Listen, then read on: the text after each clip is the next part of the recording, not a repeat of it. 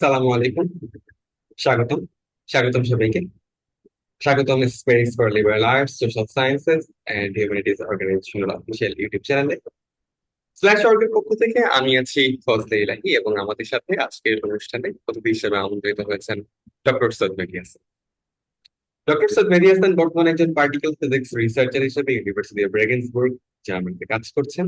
আমরা ডক্টর হাসানের সাথে এর আগে অনেক কথা বলেছি, অনেক বিষয় আলাপ করেছি, এবং ডক্টর হাসানের যে মৌলিক দর্শন আছে, তার যে কাজ আছে, সেটা নিয়ে আমরা কথা বলেছি, সেটা বোঝার চেষ্টা করেছি। এবং সেই ধারাবাহিকতায় আমরা আজকেও ভাইয়ের সাথে আলাপ করতে যাচ্ছি নতুন একটা বিষয় নিয়ে। ডক্টর সৈয়দ মেহেদী হাসানের যে মৌলিক দর্শনের কাজ করেছি, সেটাকে আমরা একটা সিরিজের মাধ্যমে আবদ্ধ করার চেষ্টা করেছি, এবং সেটাকে নাম দিয়েছি ডক্টর সৈয়দ মেহেদী হাসান সংকলন, এই সংখ্যা দর্শন সিরিজ। আপনি যদি মৌলিক দর্শনের ব্যাপারে আগ্রহী হয়ে থাকেন, শুধু মৌলিক দর্শন নয়, আপনি যদি লিবারাল আর্টস, সোশ্যাল সায়েন্সেস এবং হিউম্যানিটিজ এর ব্যাপারে আগ্রহ বোধ করে থাকেন, তাহলে আপনি আমাদের চ্যানেলের অন্যান্য ভিডিওগুলো দেখে আসতে পারেন। এই ইউটিউব ভিডিওর ডেসক্রিপশন বক্সে ডক্টর সৈয়দ মেহেদী হাসান সংকলন এই সময় দর্শন সিরিজের ইউআরএল এমবেড করা থাকবে। আপনি ডেসক্রিপশন বক্সে চেক করে ইউআরএল এ ক্লিক করে প্লে লিস্টটা ঘুরে দেখে আসতে পারেন। এটা একটা পডকাস্ট, এবং ইউটিউব মিউজিক সহ অন্যান্য প্ল্যাটফর্মে আপনি পডকাস্টটা শুনতে পারবেন। আমি আমার আলাপটাকে খুব বেশি সূচনা পর্বের এই বক্তব্যকে খুব বেশি দীর্ঘায়িত করতে চাচ্ছি না। আমি আমাদের অনুষ্ঠানের সূত্রধর, আজকের বক্তা, আমাদের অতিথি ডক্টর সৈয়দ মেহেদী হাসানের প্রতি কৃতজ্ঞতা প্রকাশ করে আমাদের আজকের আলোচনা শুরু করতে চাই। আমাদের আজকের আলোচনার শিরোনাম ইতিহাসের ঐতিহাসিকতা। ধন্যবাদ। Thank you for uh, for the nice introduction. তো উম, আজকের আলোচনাটা আর কি বেসিক্যালি যেটা নিয়ে করব সেটা হচ্ছে আহ, উম, মানে ইতিহাসের যে আমরা যে আমরা যখন যখন কোনো কিছু বলি ঐতিহাসিক, তো ঐতিহাসিক বলতে আসলে কি বোঝায় এবং সেখান থেকে আসলে কতটুকু আমরা বের করে আনতে পারি, এই ধরনের একটা আলাপ আমি করার চেষ্টা করব। তো সাধারণ আমি যেটা মনে করি সেটা হচ্ছে যে আহ, উম, উম, মানে ইতিহাসের যে প্রধান দুইটা কাজ, এটা আমি মনে করি সেটা হচ্ছে যে অতীত থেকে সত্য বের করে নিয়ে আসার চেষ্টা করা, এটা একটা কাজ। আর সেকেন্ড যে কাজটা, সেটা হচ্ছে ভবিষ্যতের জন্য যে বর্তমান সময়টা এইটাকে রেখে যাওয়া। তো আম, আহ, তো আমার মূল যেই অংশটা, চিন্তার অংশটা, সেটা আমি প্রথমটা নিয়ে, মানে হচ্ছে যে অতীত থেকে আমরা সত্যটা কতটা বের করে আনতে পারি, এইটা নিয়ে আমি প্রধানত এখন কথা বলবো। আর প্রথমটা এবং এই প্রথমটা জানা থাকলে পরেরটা অ্যাকচুয়ালি বোঝা যাবে, যে দ্বিতীয়টা বোঝা যাবে, যে সেটা কাজ করা যাবে, যে সেটা কিভাবে করা যেতে পারে, বা আমরা ভবিষ্যতের জন্য কিভাবে আমাদের বর্তমান সময়টাকে রেখে যাব, যেন ভবিষ্যতে কেউ যেন এখানে এখন যা ঘটতেছে এটাকে উদ্ধার করতে পারে। তো মানে একদম, যদি আমি একদম মূল পয়েন্টে যদি যাই, মূল জায়গাটাতে যদি যাই, ফান্ডামেন্টাল জায়গায় যদি যাই, আমরা তখন বুঝতে পারবো যে অতীত আসলে জাস্ট একটা আইডিয়া বা একটা ধারণা। আমরা অতীতে এক্সিস্ট করি না, অতীত কোনো মানে নিরীক্ষাধীন বাস্তব না। অর্থাৎ আমাদের রিয়েলিটি অতীতের মধ্যে অবস্থান করে না, তাই না? তো সেটা কিভাবে, যাকে আমরা অতীত বলি, সেটার গতানুগতিক ব্যাখ্যা যেটা, সেটা হচ্ছে যে ঘটে যাওয়া ক্ষুদ্র ক্ষুদ্র অসংখ্য ঘটনার সমন্বয়। হ্যাঁ, কিন্তু অতীতকে আমরা শুধুমাত্র জানতে পারি বর্তমান থেকে। সো বর্তমান আমাদের কাছে যেটা পেশ করে, সেখান থেকেই এই যে এই আইডিওলজিক্যাল যে অতীত, এটা বের করে আমরা বের করে নিয়ে আসতেছি। তো সরাসরি আমরা কখনোই অতীতের সাথে কখনো সংযুক্ত হতে পারতেছি না। হ্যাঁ, প্লিজ। আইডিওলজিক্যাল অতীতটার ব্যাপারে একটু বলবেন? হ্যাঁ, আইডিওলজিক্যাল অতীত আইডিওলজিক্যাল। ব্যাপারটা আসলে কি? হ্যাঁ, যে যে জায়গা থেকে আমি শুরু করছিলাম, যে অতীত আসলে একটা ধারণা বা আইডিয়া, এখান থেকে আমি শুরু করছিলাম। অতীত আসলে কি, এটা একটা আমরা ফান্ডামেন্টাল জায়গাটাতে এটা হচ্ছে যে ধারণা, বা আমাদের এটা আমরা আমাদের কোনো এক্সপেরিয়েন্সড বিষয় না, এটা আমরা এক্সপেরিয়েন্স করি না, এটা আমরা একটা ধারণা বা আমাদের ধারণার থেকে আমরা অতীতকে নিয়ে আসি। সো এই কারণে আমি এখানে বলতেছি যে আইডিওলজিক্যাল অতীত বলতে আমার মানে আমার ধারণা থেকে উঠে আসা যে অতীতটা বর্তমানে, আমি ধারণা থেকে অতীতটাকে বর্তমানে যে নিয়ে আসলাম, আমার ধারণার প্রসূত যে অতীতটা, এইটাকে আমি বলতেছি আইডিওলজিক্যাল অতীত।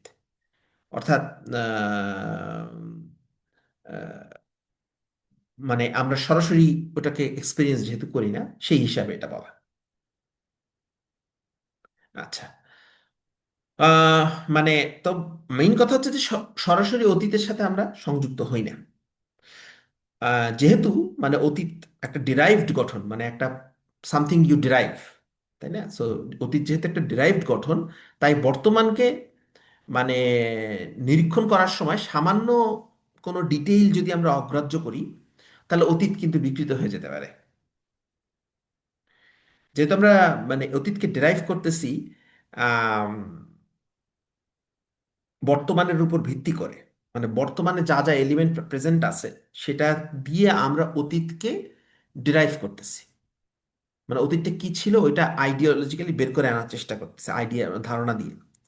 তো বর্তমান সময় যে ডিটেলগুলো আছে সেই ডিটেলগুলা থেকে যদি আমরা কোনো কিছু মিস করে যাই সামহাউ, তখন দেখা যাবে যে আমার যে ডেরিভেশন, ওই ডেরিভেশন থেকে যে অতীতটা আমি বের করে নিয়ে আসবো সেটা বিকৃত অতীত হবে।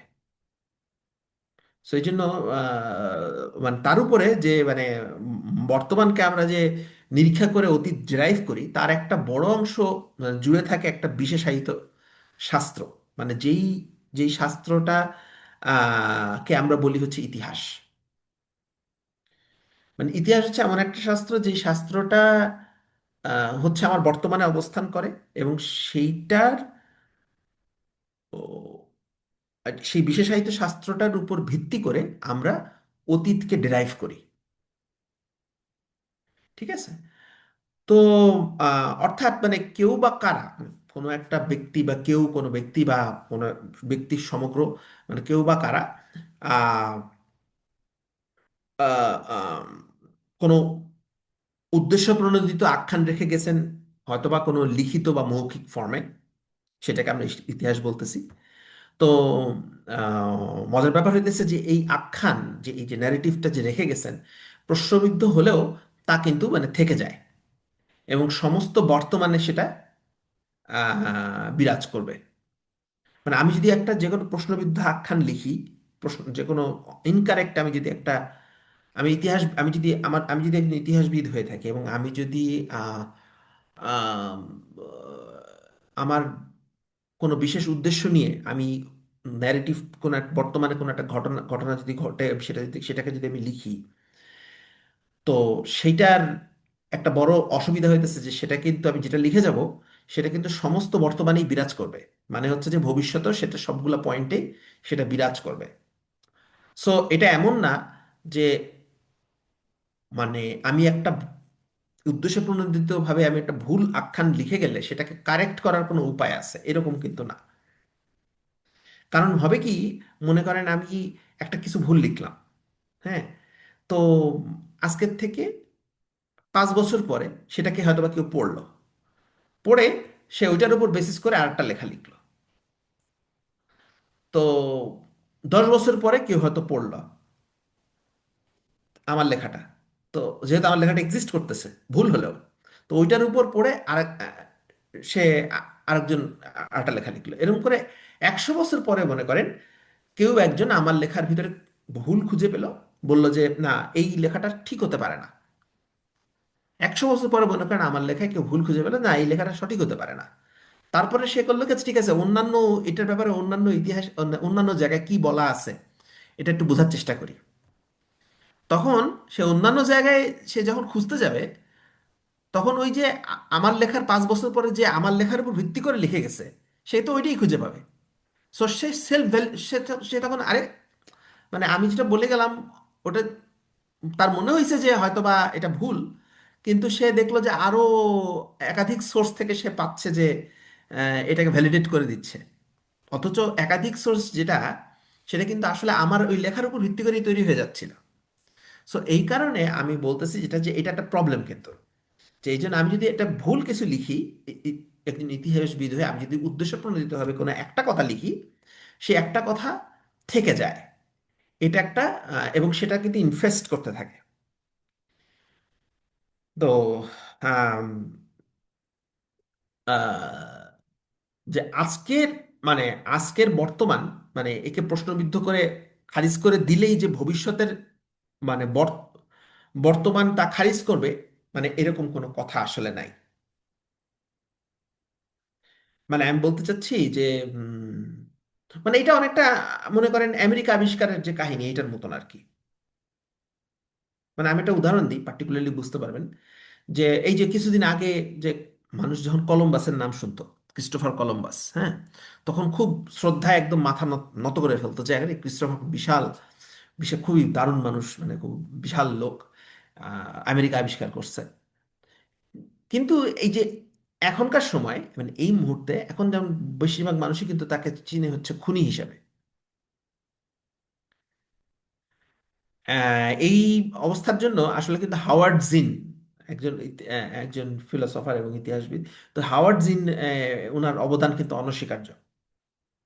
তো উনি মানে করছেন কি আমেরিকা আবিষ্কারের যে মানে প্রশ্নবিদ্ধ যে ইতিহাসটা, অর্থাৎ যেটা চিরাচরিতভাবে কলম্বাসের ইতিহাস হিসেবে ছিল ওইটাকে উনি খারিজ ও মানে ওইটাকে উনি কিন্তু কোশ্চেন করছেন। সো আমেরিকা মানে উনি আহ, মানে ওই প্রশ্নগুলোকে উনি ডিগ আপ করছেন এবং ওখান থেকে আরো ওনার সম্পর্কে আরো অনেক কিছু অ্যানালিসিস করে উনি দেখাইছেন যে আমেরিকা আবিষ্কারের কাহিনীটা আসলে খুব নৃশংস। এবং কলম্বাস আমেরিকা যে আবিষ্কার করছে এটা আসলে উনি যে প্রথম আবিষ্কার করছে ব্যাপারটা এরকম না, এটা ছিলই, সবসময় ছিল, তাই না? তো এখন এটা এবং সেই ইতিহাসটা খুবই করুণ ইতিহাস। তো আবার হয়তোবা কোনো একটা বর্তমান মানে ভবিষ্যতের যেটা বলতেছি, ভবিষ্যতে কোনো একটা সময় আবার হয়তো কোনো একটা বর্তমান আম, সেই প্রশ্নবিদ্ধ যে পার্টটা ওইটাকে হয়তোবা খারিজ করে হয়তোবা খারিজ করে দিবে। মানে হচ্ছে বলবে যে না কলম্বাস আসলেই গ্রেট ছিল, ওই আসলে খুনি টুনি এসব ছিল না, এগুলো ভুয়া কথা। তো এমনকি মনে করেন যে সরকার একটা সরকার মানে ডানপন্থী নাকি বামপন্থী এটার উপর ভিত্তি করে কলম্বাসের আখ্যান নির্ভর করবে।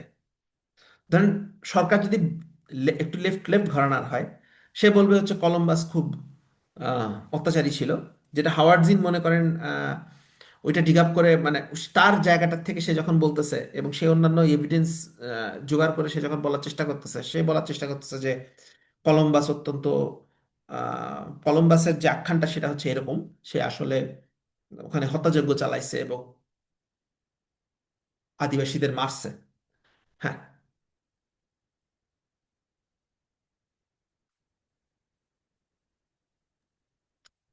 আর কলম্বাস যে হচ্ছে আপনার হত্যাযজ্ঞ চালিয়েছে, এটার কিছুটা ইতিহাস আসলে কম বেশি শোনা যায়, গুঞ্জন, গুঞ্জন আকারে শুনেছি, গুঞ্জন আকারে শুনেছি। আমি আসলে ডিটেলস ইতিহাসটা জানি না। আমার কাছে মনে হচ্ছে এটা কলম্বাস যে আপনার হচ্ছে হত্যাযজ্ঞটা চালিয়েছে, সেটা কলম্বাস আসলে একা চালায়নি, মানে ওই পুরা এক্সপেডিশনটা ইভেনচুয়ালি হত্যাযজ্ঞের সূচনা করছিল, হ্যাঁ। জি, আপনি যদি একটু সংক্ষেপে বলতেন, কারণ আমি এটা জানি না বিধে আপনার কাছে জিজ্ঞাসা করছি, কারণ কলম্বাস হত্যাযজ্ঞ চালিয়েছিল, একটু ছোট করে যদি বলা যায়, কারণ হ্যাঁ। গুঞ্জন শুনেছি বা ডিটেলস শুনিনি, তো এই জন্য আসলে আপনার কাছে একটু জানতে চাচ্ছি। এটা ডিটেলস অ্যাকচুয়ালি আপনি হচ্ছে হাওয়ার্ড জিনের যে বইটা, এটার নাম হচ্ছে আম, আচ্ছা দাঁড়ান আমি একটু একবার একটু দেখি তাহলে।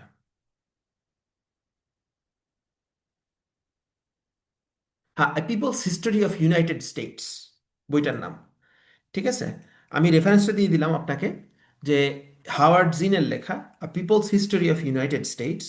সেটাতে যদি আপনি পড়েন, সেখানে আপনি দেখতে পাবেন যে হাওয়ার্ড জিন আম, যে সমস্ত এভিডেন্স বা যেগুলোকে উনি এভিডেন্স বলতেছেন বা যে সমস্ত অ্যানালিসিসের উপর ভিত্তি করে উনি বলতেছেন যে কলম্বাস যখন আমেরিকায় যখন উনি প্রবেশ করেন তার পরবর্তীতে যে যে পরিমাণ আদি আমেরিকার যে যে প্রধান অধিবাসী যারা ছিল তাদেরকে কিভাবে আসলে তাদেরকে মেসাকার করা হয় বা এই ব্যাপারগুলা এগুলো কিন্তু ওই বইটাতে একদম সুন্দরভাবে এক্সপ্লেইন করা আছে।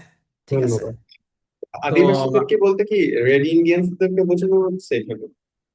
হ্যাঁ, হ্যাঁ, রেড ইন্ডিয়ান্স, যেটা রেড ইন্ডিয়ান্স বলা হয় যেটাকে, অবশ্য আহ, এ, মানে রেড ইন্ডিয়ান্স মানে তারা তো ইন্ডিয়ান না, তারা তো ডেফিনেটলি তারা ইন্ডিয়ান না, তারা ওখানকারই মানুষ। কলম্বাস যখন ওখানে পৌঁছাইছিলেন তখন মনে করছিলেন যে উনি ইন্ডিয়াতে পৌঁছাইছেন। তো তাই না? সেই হিসাবে এই জন্য তাদেরকে কারণ ওনার এক্সপেডিশন ছিল বেসিক্যালি ইন্ডিয়ায় যাওয়ার, যে যেই পথ দিয়ে ইন্ডিয়ার নর্মাল রুটটা, সেই পথ দিয়ে না যে যেহেতু পৃথিবী গোল, এটা যদি হয়ে থাকে তাহলে জাস্ট মানে এভাবে না, যে যদি এরকম করে উল্টাভাবে যাওয়া যায় তাহলে একসময় ইন্ডিয়াতে পৌঁছাবো। এটাই ছিল হচ্ছে তার এক্সপেডিশনের মূল উদ্দেশ্য। আমেরিকা আবিষ্কার করার কিন্তু মূল উদ্দেশ্য ছিল না, বা এরকম কোনো কিছু যে আছে তাই জানতো না। আচ্ছা। তো ক্রিস্টোফার কলম্বাস ইন্ডিয়াতে যাওয়ার উদ্দেশ্যে বেসিক্যালি রওনা হয়েছিলেন। তো প্রথমে যখন মানুষ দেখছেন মনে করছিলেন ইন্ডিয়ান, তাদের টিমটা মনে করছিল সেটা হচ্ছে ইন্ডিয়ান, এবং সেখান থেকে নাম আসছে রেড ইন্ডিয়ান। তো এনিওয়ে, মানে তার আহ, তো আপনি যে হাওয়ার্ড জিনের people's history of United States যদি আপনি পড়েন, তাহলে আপনি বুঝতে পারবেন যে সেখানে একটা স্ট্যাটিস্টিক্স দেয়া আছে, কতজন মানুষ ছিল, কতজন মারা গেছে ইত্যাদি ইত্যাদি, একটা একটা বিশদভাবে আছে জিনিসটা। তো সেটার উনি সেই প্রশ্নবিদ্ধ ইতিহাসটা কিন্তু উনি খারিজ করতে দেন নাই। তো আমেরিকার যে প্রশ্নবিদ্ধ যে ইতিহাসটা, এটাকে উনি খারিজ করতে দেন নাই। কিন্তু আহ, ভবিষ্যতে অন্য কেউ হয়তো বা সেটা খারিজ করে দিবে, যে বলবে যে না না, এগুলা কলম্বাসকে আমাদেরকে ই করতে হবে। যেমন সরকার যদি একটু বামপন্থী হয়, সে তখন কলম্বাসের প্রশ্নবিদ্ধ ইতিহাসটাকে সে ফোকাস করবে। আর সরকার যদি একটু ডানপন্থী হয়, যেমন ট্রাম্প ট্রুম্প এই যে এরা আছে যারা, এরা এরা মনে করেন আবার কলম্বাসের যেই ইতিহাসে যে কলম্বাস যেখানে গ্রেট হিসেবে দেখানো হচ্ছে, তারা হচ্ছে ওইটাকেই প্রচার করার চেষ্টা করবে, এবং স্কুলের পাঠ্যপুস্তকে দেখা যাবে ওগুলাই থাকবে, যে কলম্বাস একজন গ্রেট, একজন এক্সপ্লোরার ছিল, এবং মানুষের মুক্তি একটা ঘটাইছেন, বা এরকম ইত্যাদি ইত্যাদি, এই সমস্ত। একটা বায়াসনেস সবখানটাই আমরা দেখতে পাই, একটা হ্যাঁ, মানে বায়াসনেস। আপনি দেখেন, আপনি খুব সিম্পল মুক্তিযুদ্ধের ইতিহাসও যদি আপনি দেখেন তাহলে তো বুঝতে পারবেন। মুক্তিযুদ্ধ তো আপনার মানে মুক্তিযুদ্ধের ইতিহাসে মনে করেন কে হিরো, এটা তো মনে করেন আপনি বিএনপি করেন নাকি আওয়ামী লীগ করেন সেটার উপরে ডিপেন্ড করে, তাই না? এমনকি স্বাধীনতার ঘোষণা কে দিছে এইটাই মনে করেন আপনার আওয়ামী লীগ করলে হচ্ছে আপনি শেখ মুজিব বলবেন, বিএনপি করলে আপনি জিয়া রহমান বলবেন। সো কত বছর আগের ইতিহাস এটা বলেন, খুব বেশি দিন আগের না কিন্তু। সেখানেই আপনার এরকম ধরনের কনফিউশন ক্রিয়েট করা আছে। তাহলে আপনি চিন্তা করেন আমেরিকা আবিষ্কারের ইতিহাস বা আরো আগের ইতিহাস যদি ওরকম, তখন কতখানি আসলে মানুষের ন্যারেটিভ, কতখানি আসলে ইতিহাসের বয়ানকে কতটা চেঞ্জ করে ফেলতে পারে, এটা আপনি তো নিশ্চয়ই বুঝতে পারতেছেন। আমি সেটাই আমি এখানে বলতে চাচ্ছি। অনেক ডালপালা গজিয়ে যাবে। আই মিন হ্যাঁ, সময়ের অনেক বলা বলা যায়। অনেক ডালপালা গজিয়ে সেটা থেকে একটা ডিফারেন্ট কিছু, অনেক ডিফারেন্ট কিছু তৈরি হতে পারে। আই মিন অনেক শাখা প্রশাখা, হুম। এবং ডালপালা। আপনি ধরেন কোনো একটা জিনিস বললাম না, আপনি যদি কোনো একটা জিনিস যদি ইতিহাসের কোনো একটা পয়েন্টে যদি ইতিহাস সম্পর্কে ভুল কথা লিখেন, একবার যদি ভুল লিখে ফেলেন, একবার যদি আপনি একটু বিকৃত ইতিহাস লিখে ফেলেন, ওইটার উপর বেস করে পরবর্তীতে যারা যারা যা যা লিখবে সেগুলা কিন্তু আবার আহ, ইতিহাসের পার্ট হয়ে যাবে। ফলে এক থেকে 1000 বছর পরে কেউ যখন ঘাঁটতে যাবে লিটারেচার, যে এই এই সময়ের ইতিহাস কি, তখন আমার লেখা, আমার বিকৃত লেখাটা পড়ে সেটাকে সে ভ্যালিডেট করবে আরেকজন আমার লেখা পড়েই, যে হচ্ছে যে আরেকটা জিনিস যে লিখছে সেটা সেটা দিয়ে। সো একবার ভুল বিকৃত কিছু লিখলে সেটা ইনফেস্ট করে ফেলে পুরো ইতিহাসকে। সো এনিওয়ে, তো আমি যেটা বলতে চাচ্ছি যে এত কিছুর পরেও মানে মানে ধরে নিচ্ছি যে কোনো একটা বিষয়ে সম্ভাব্য সব নিদর্শন মনে করেন দেয়া হলো, এবং এমন কোনো আখ্যান বা ন্যারেটিভ পাওয়া গেল না যেটা প্রশ্নবিদ্ধ হতে পারে। মনে করেন একাধিক ইন্ডিপেন্ডেন্ট সোর্স অফ রাইটিং থেকে একই ন্যারেটিভ মনে করেন পাইলেন, তারপরেও অতীত বের করে আনা আমাদের পক্ষে সম্ভব না। কারণ কোনো সময় আপনি যদি অতীত বের করে আনতে চান, তাহলে ওই সময়ের সমাজ সংস্কৃতি রাজনীতি আহ, আপনি বুঝতে পারবেন না, বিকজ আপনি সমাজ সংস্কৃতি রাজনীতি শুধুমাত্র যাপনের মাধ্যমে কিন্তু বোঝা সম্ভব। এখন আপনি আজকের সময় বসে যখন ভিন্ন একটা সময়ের ইতিহাসকে যখন টেনে আনতেছেন, তখন আপনি ওই সময় যেহেতু আপনি যাপন করতেছেন না, ওইটার সমাজ সংস্কৃতি রাজনীতি না বুঝে যেহেতু আপনি টেনে আনতেছেন, তাই যথেষ্ট সম্ভাবনা থাকে যে আপনি মনে করেন মানে আপনার কাছে মনে করেন একাধিক সেম বয়ান থাকলেও, মানে প্রশ্নবিদ্ধ বয়ান মনে করেন নাই, তারপরেও প্রশ্নবিদ্ধ বয়ান না হলেও সেখান থেকে আপনার ইতিহাসটা কেমন ছিল এটাকে ডিরাইভ করাটা খুব চ্যালেঞ্জিং বিষয়, বিকজ আপনি ওই সময়ের সংস্কৃতি রাজনীতি এটার মধ্যে যেহেতু বাস করতেছেন না। আম, যেমন মনে করেন যারা মনে করেন মুক্তিযুদ্ধের যে সময়টাতে যারা ছিলেন, যারা মুক্তিযুদ্ধের সময়টাকে যাপন করছেন, তারা মুক্তিযুদ্ধকে যতটা বেটার বুঝবে, আমরা মনে করেন যতই চেষ্টা করি না কেন, মানে অনেক দলিল, মানে শত দলিল, যতই দলিল ঘাটি না কেন, আমরা কিন্তু বুঝতে পারবো না এটা। যেহেতু আমরা নিজেদের জীবনের বাইরে যে অতীতকে যাপন করতে পারি না, তাই অতীতকে প্রকৃত অর্থে কখনোই অ্যাকচুয়ালি বোঝা সম্ভব না। এটা একটা ব্যাপার আমি বলতে চাইলাম।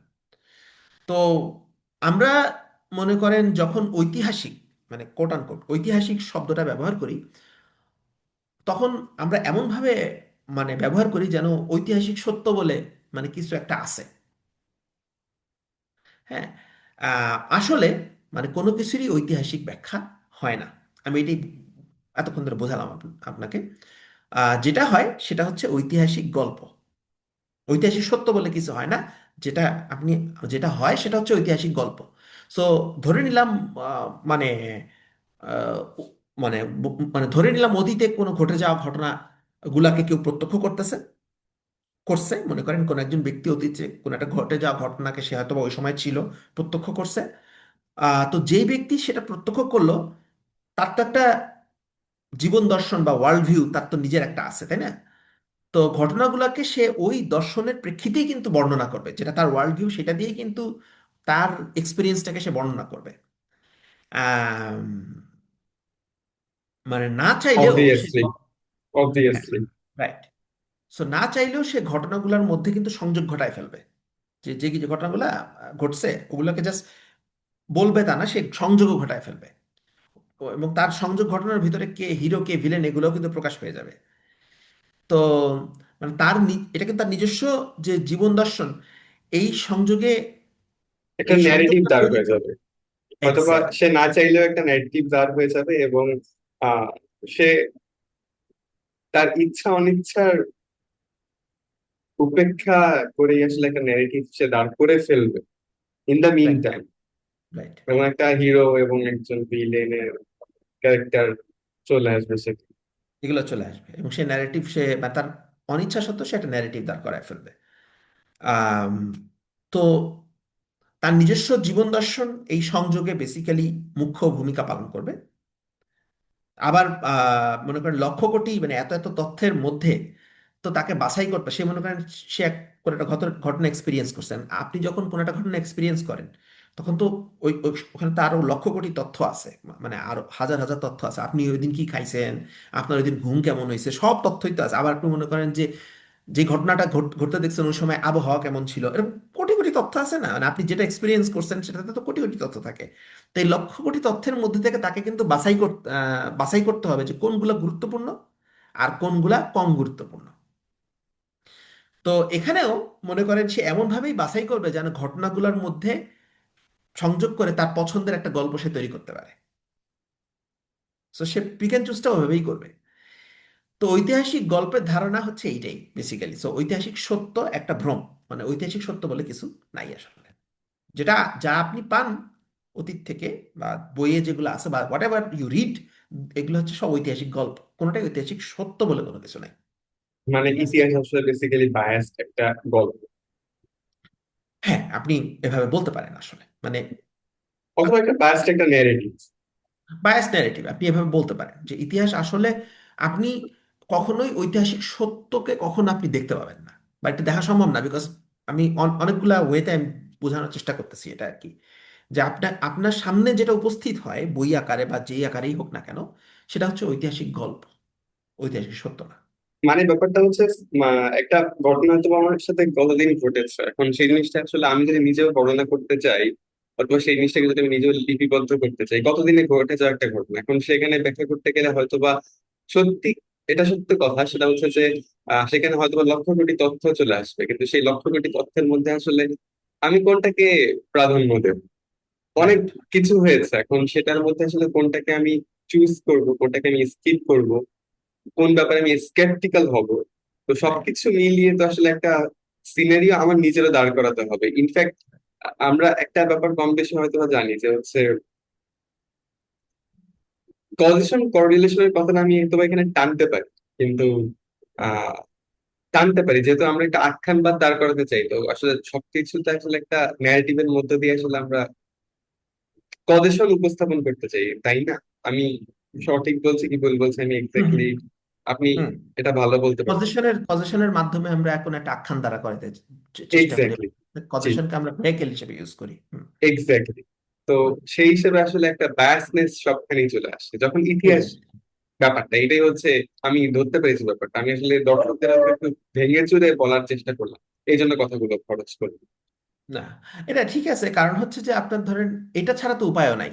আপনি মানে দিস ইজ দ্য রিয়ালিটি, মানে ঐতিহাসিক মানে ইতিহাস সম্পর্কে আপনি যা জানতে পারেন আপনি এই ফরম্যাটেই জানতে পারবেন। মানে দিস ইজ দ্য রিয়ালিটি। আপনি এটা কিছু করার নাই এই ব্যাপারে আর কি, না আমাদের তো আম, তাহলে মানে সো আমরা যেহেতু বুঝে ফেলছি জিনিসটা, যে যেটা আছে সেটা হচ্ছে ঐতিহাসিক গল্প, ঐতিহাসিক সত্য বলে কিন্তু কিছু নাই।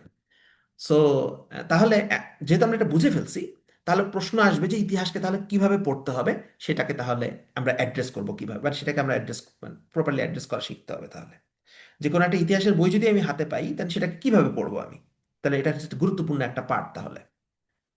আহ যেহেতু আমরা অলরেডি বুঝতে পেরেছি যে ইতিহাস আসলে কম বেশি বায়াসড, তো রাইট। এক্স্যাক্টলি। কিভাবে পড়তে হবে এটা আসলে জানাটা অনেক বেশি ইম্পর্টেন্ট, কারণ যদি এটা রাইট। না জানা থাকে তাহলে দেখা যাচ্ছে যে আমি আসলে অনেক বেশি বায়াসড হয়ে যেতে পারি। যিনি ইতিহাস রাইট। বর্ণনা রাইট। করেছেন, রাইট। ঐতিহাসিকের ইতিহাসবিদের দ্বারা অনেক বেশি বায়াসড একটা জিনিসকে একভাবে হয়তো বা দেখতে, ওয়ান ডাইমেনশনালি থিঙ্ক করতে চাচ্ছে অথবা দেখতে চাচ্ছি, পার্সপেক্টিভটা ওয়ান ডাইমেনশনাল হতে পারে। এই জন্য আসলে এটা ইম্পর্টেন্ট যে আসলে আমি যাতে ইতিহাসের বইটা কিভাবে ডিল করতে হয় এটা যেন আমি জেনে থাকতে পারি। আমি যদি ম্যানুয়ালটা বুঝি যে একটা ইতিহাসের বই এভাবে দেখতে হয়, পড়তে হয়, ইতিহাসকে আমার এভাবে দেখতে হবে, তাহলে আমি ওয়ান ডাইমেনশনাল ওয়েতে থিঙ্ক হয়তো বা করবো, ওয়ান ডাইমেনশনাল পার্সপেক্টিভ দিয়ে ভাববো। হ্যাঁ, মানে আমি আপনি রাইট? যেহেতু ইতিহাস আসলে গল্প, ইতিহাস ঐতিহাসিক গল্প যেহেতু এক্সিস্ট করে, যেহেতু ঐতিহাসের কোনো সত্য নাই, ঐতিহাসিক সত্য বলে কিছু নাই, সো ঐতিহাসিক গল্প আছে। সো জি, এটাকে কিভাবে পড়তে হবে এটা জানাটা ইম্পর্টেন্ট। জি। তো তো ইতিহাসের বই মানে শুধু মানে মুখস্থ করলেই কিন্তু হবে না, সুতরাং বোঝাই যেতেছে। আর কিংবা মনে করেন ঐতিহাসিক গল্পগুলো অন্ধের মতো করে পড়ে মনে করেন সভা সেমিনারে উগরাইলেই কিন্তু হবে না। মানে ওই ইতিহাস মনে করেন আপনি ইতিহাসের বই অনেক অনেক পড়লেন, তারপরে পুরো মুখস্থ করলেন, করে মনে করেন সভা সেমিনারের সমানে বললেন, এটা দিয়ে আসলে ইতিহাস চর্চা হয় না। মানে ইতিহাস তো ইতিহাস হচ্ছে একটা বের করে আনার বিষয়, মানে you have to dig it out, বের করে আনার বিষয়। মানে অনেকটা আর্কিওলজির মতন, পুরাতত্ত্ব আছে না, আর্কিওলজিতে আপনি কি করেন, যে কোনো একটা কিছু ডিগ করে বের করে নিয়ে আসেন, ইতিহাসও অনেকটা ওইরকম।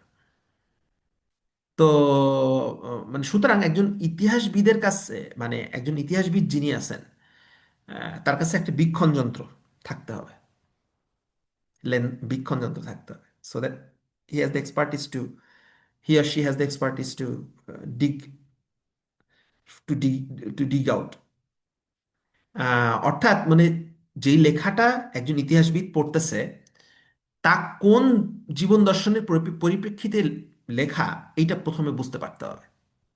মানে আপনি একটা ইতিহাস যখন পড়তেছেন তখন ওইটা কোন জীবন দর্শনের পরিপ্রেক্ষিতে লেখা হয়েছে, এইটাকে প্রথমে আপনাকে বুঝতে পারতে হবে। এইটুকু যদি আপনি আইডেন্টিফাই করতে পারেন, তাহলে আপনি গল্পের ভিতরেই যে ফাঁকিবাজি, তথ্যের লুকাচুরি, তথ্যের আতিশয্য, এগুলো সব বের করে আনতে পারবেন। মনে করেন আপনি এই মুহূর্তে যে কোনো একটা গভর্নমেন্ট, এই মুহূর্তে যে গভর্নমেন্ট আছে সেই গভর্নমেন্টের, এই গভর্নমেন্টের মনে করেন একজন, এই গভর্নমেন্টের অধীনে কোনো একজন আমলা মনে করেন একটা বই লিখলো। তো এই এই আমলাটা মনে করেন আপনি জানেন এই গভর্নমেন্ট দ্বারা বায়াসড। তো এখন সেই বইটা, এটা মনে করেন সে সে কোনো একটা কিছু বর্ণনা দিছে, আপনি যদি জেনে থাকেন যে এই আমলা এই সময়ের আমলা এবং সে এই গভর্নমেন্ট দ্বারা বায়াসড, তাহলে আপনি কিন্তু তার লেখার ভিতরে আপনি যদি সেটা মাথায় রেখে যদি পড়েন, তখন তার লেখার ভিতর থেকে কিন্তু আতিশয্যগুলা কোথায়, ফাঁকিবাজিগুলা কোথায়, তথ্যের লুকোচুরিগুলা কোথায়, এটা কিন্তু আপনি বের করে আনতে পারবেন। আম, মানে যেন, মানে অ্যাজ ইফ গল্পই আপনাকে বলে দিচ্ছে কোথায় কোথায় তার প্রবলেমটা আছে। গল্পটার প্রবলেমটা কোন জায়গায় আছে, এটা গল্পটাই বলে দিবে। কোন কোন অংশের চিকিৎসার জন্য মনে করেন আপনার ভিন্নদর্শী গল্পের কাছে আপনার যেতে হবে।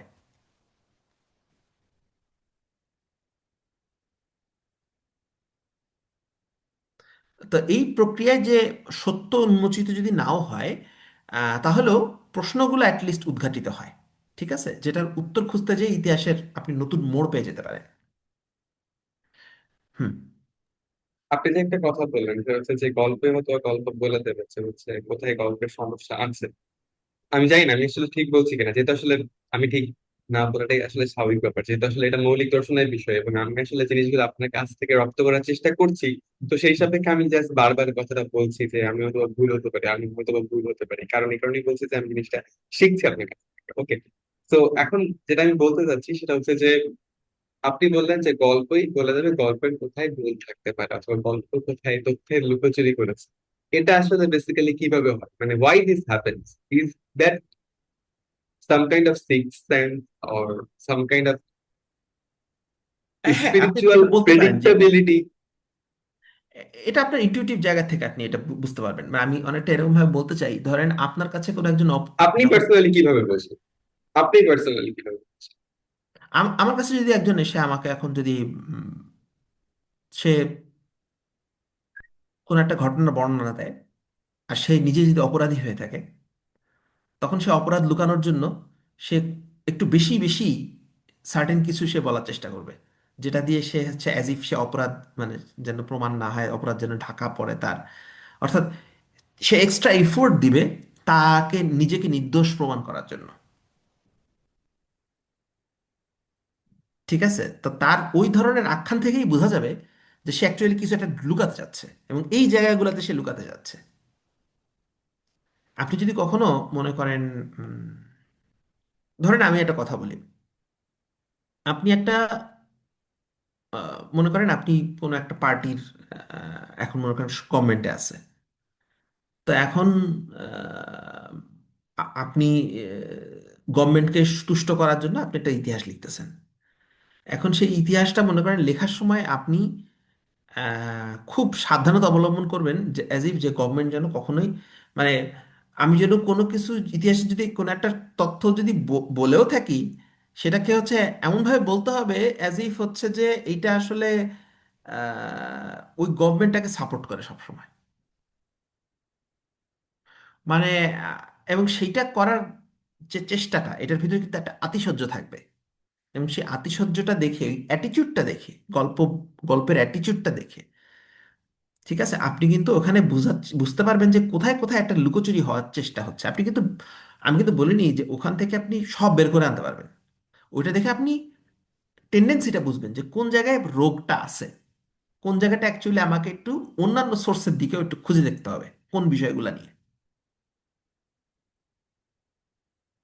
ঠিক আছে, সো যখন আপনি দেখবেন যে কোনো একটা গল্পে কোথাও কিছু একটা এরকম আতিশয্য আসতেছে, তখন বুঝবেন যে ওখানে কিছু একটা লুকানোর চেষ্টা করা হচ্ছে ঐতিহাসিক গল্পটাতে। এবং যেটা লুকানোর চেষ্টা করা হচ্ছে সেই পয়েন্টগুলো ধরে আপনি ইউ উইল, আপনি তখন অল্টারনেটিভ যে সোর্সগুলো আছে ওই বিষয়ে, সেগুলোর দিকে তখন আপনাকে একটা মনোযোগ দিতে হবে। এবং সেখান থেকে আপনি হয়তোবা আরেকটু বেটার আপনি কিছু বের করে নিয়ে আসতে পারবেন, যে আসলে এই ঘটনাটা ঘটছিল এইটারে লুকানোর জন্য সে এইগুলা বেশি বেশি বলতেছে। সো এইটা একটা এটাই হচ্ছে ডিগিং, ডিগিং আপ করাটা, এই এই ব্যাপারটা তবে হচ্ছে দিন ডিগিং। শেষে আসলে ইতিহাস, সরি কথার মধ্যে কথা বললাম, তবে দিন শেষে মেইন ব্যাপারটা হচ্ছে এটা যে ইতিহাস বুঝতে হলে জানতে হলে অনেক বেশি স্টাডি করা লাগবে। অ্যাটলিস্ট স্টুডেন্টদের জন্য হয়তো বা এটা একটা ছোট্ট একটা নোটের মতন, যেহেতু আপনি বলছেন মাল্টিপল সোর্স পড়তে হবে। সো ডেফিনেটলি এটা মিন করেছে যেহেতু আমি একজন পার্টিকুলার সোর্সের থেকে ইতিহাসটা জানতে পারছি না সঠিকভাবে, so I need to check out multiple sources or multiple authors, right? Multiple Right. Perspectives, multiple perspective. মনে করেন আপনি যে অথর লিখছে তার সম্পর্কে যদি আপনি জানতে পারেন তাহলে তো খুব ভালো। তাহলে আপনি অনেক কিছু বের করে আনতে পারবেন, যে অথরটা লিখছে তার সম্পর্কে, তার ওকে। ইতিহাস। জি জি জি, আজকে সকালে আমি মোহাম্মদ আজমের একটা লেকচার শুনছিলাম। তো হ্যাঁ। সেখানেও উনি আসলে সিকান্দার আবু জাফরের ব্যাপারে কিছু কথা বলেছেন, ফারুক আহমেদের ব্যাপারে কিছু কথা বলেছেন। হুম। এবং আহ আমি আপনার কথাটার সাথে এখন রিলেট করতে পারছি। আপনি যে কথা বললেন যে অথরের ব্যাপারে যদি একটু জানা যায়, তাহলে আসলে হুম। বোঝা যাবে যে তিনি যে ইতিহাসটা বর্ণনা করছেন হুম। সেটার মধ্যে কিছু ব্যাপার থাকে। Thanks hmm. Thanks for the information. Actually আমি হুম। মোহাম্মদ আজম এবং আপনার কথার মধ্যে আসলে করিলেশন কজেশন ঘটিয়ে সামহাও জিনিসটা বুঝতে পারছি যে আসলে অথরের ব্যাপারে যদি আমরা জানতে পারি যে অথর আসলে বেসিক্যালি তার, তিনি আসলে কি ধরনের বায়াস ছিলেন, অথবা তিনি আসলে পার্সোনালি কি ধরনের পার্সপেক্টিভ রাখেন, হুম। তাহলে রাইট, হয়তো এক্সাক্ট।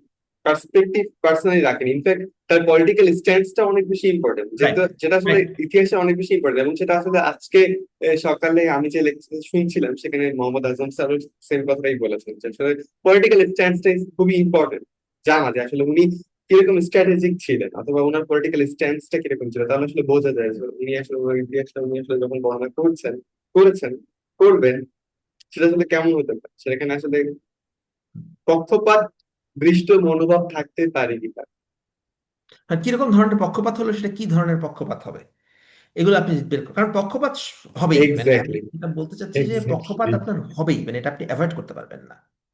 এবং আপনি যেখান থেকেই পড়েন না কেন, ব্যাপারটা এরকম হয়। সো আপনি যদি একজন ইতিহাসবিদ হয়ে থাকেন, তাহলে আপনার ভিতরে ওই বীক্ষণ যন্ত্রটা থাকতে হবে, যেটা দিয়ে আপনি ধরতে পারবেন যে এই যে অথরটা লিখছে, এই এই জায়গাগুলায় সে হচ্ছে আতিশয্য ঘটাইছে। সো এই এই জায়গাগুলাতে সে কিছু একটা লুকানোর চেষ্টা করতেছে।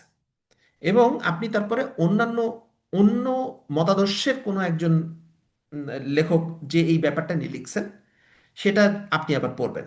এবং সেখান থেকে আপনি যাচাই করার চেষ্টা করবেন, যে ক্রস চেকিং এর মাধ্যমে, যে কোন ব্যাপারটা নিয়ে উনি লুকাচ্ছেন বা কিছু করতেছেন বা এরকম। সো একজন ইতিহাসবিদ একজন আর্কিওলজিস্টের মতোই কাজ করে অনেকটা, মানে কাজ করতে হয়, করা উচিত আমি মনে করি। জাস্ট পড়ে মুখস্থ করলাম এটা না, এটাই হচ্ছে বিষয়টা। এটা খুবই চ্যালেঞ্জিং একটা ওয়ার্ক, এটাই।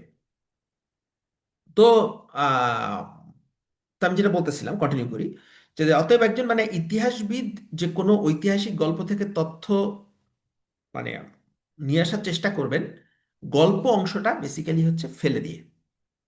ঠিক আছে, মানে collecting the fact without connecting the dots. এবং যেটুকু তথ্য তিনি বের করে আনবেন, তাকে কি উপায়ে প্রশ্নবিদ্ধ করা যেতে পারে, এইটার ওয়েটাও উনি বলে দিবেন। তো তথ্যের উন্নত সোর্স কোনটা, এইটা সম্পর্কেও তার সম্যক ধারণা থাকতে হবে। তো আমি এখন যে কথাগুলো বললাম, এটা হচ্ছে একটা ইতিহাসবিদের কেমন হওয়া উচিত, এই বৈশিষ্ট্যটা আমি বললাম। যে একজন ইতিহাসবিদের হওয়া উচিত যে কোনো একটা ঐতিহাসিক গল্প সে যখন পড়বে, তখন গল্প অংশটা ফেলে দিয়ে, প্লিজ। আমি কাউন্ট ডাউন করছিলাম যে আচ্ছা, হ্যাঁ। ক্যারেক্টারিস্টিক্স। এক নম্বর ক্যারেক্টারিস্টিক্স আমি বলবো, যে কোনো একটা ঐতিহাসিক গল্প যখন একজন ইতিহাসবিদ পড়বেন, তার গল্প অংশটা ফেলে দিয়ে আহ, হচ্ছে সত্য যতটা সম্ভব পারা যায় তথ্য বের করে আনার চেষ্টা করতে হবে। অর্থাৎ তথ্য হচ্ছে তাকে ফ্যাক্ট কালেক্ট করতে হবে উইদাউট কানেক্টিং দ্য ডটস। অর্থাৎ গল্পটা আখ্যানকে যত সম্ভব, অ্যাভয়েড করতে হবে।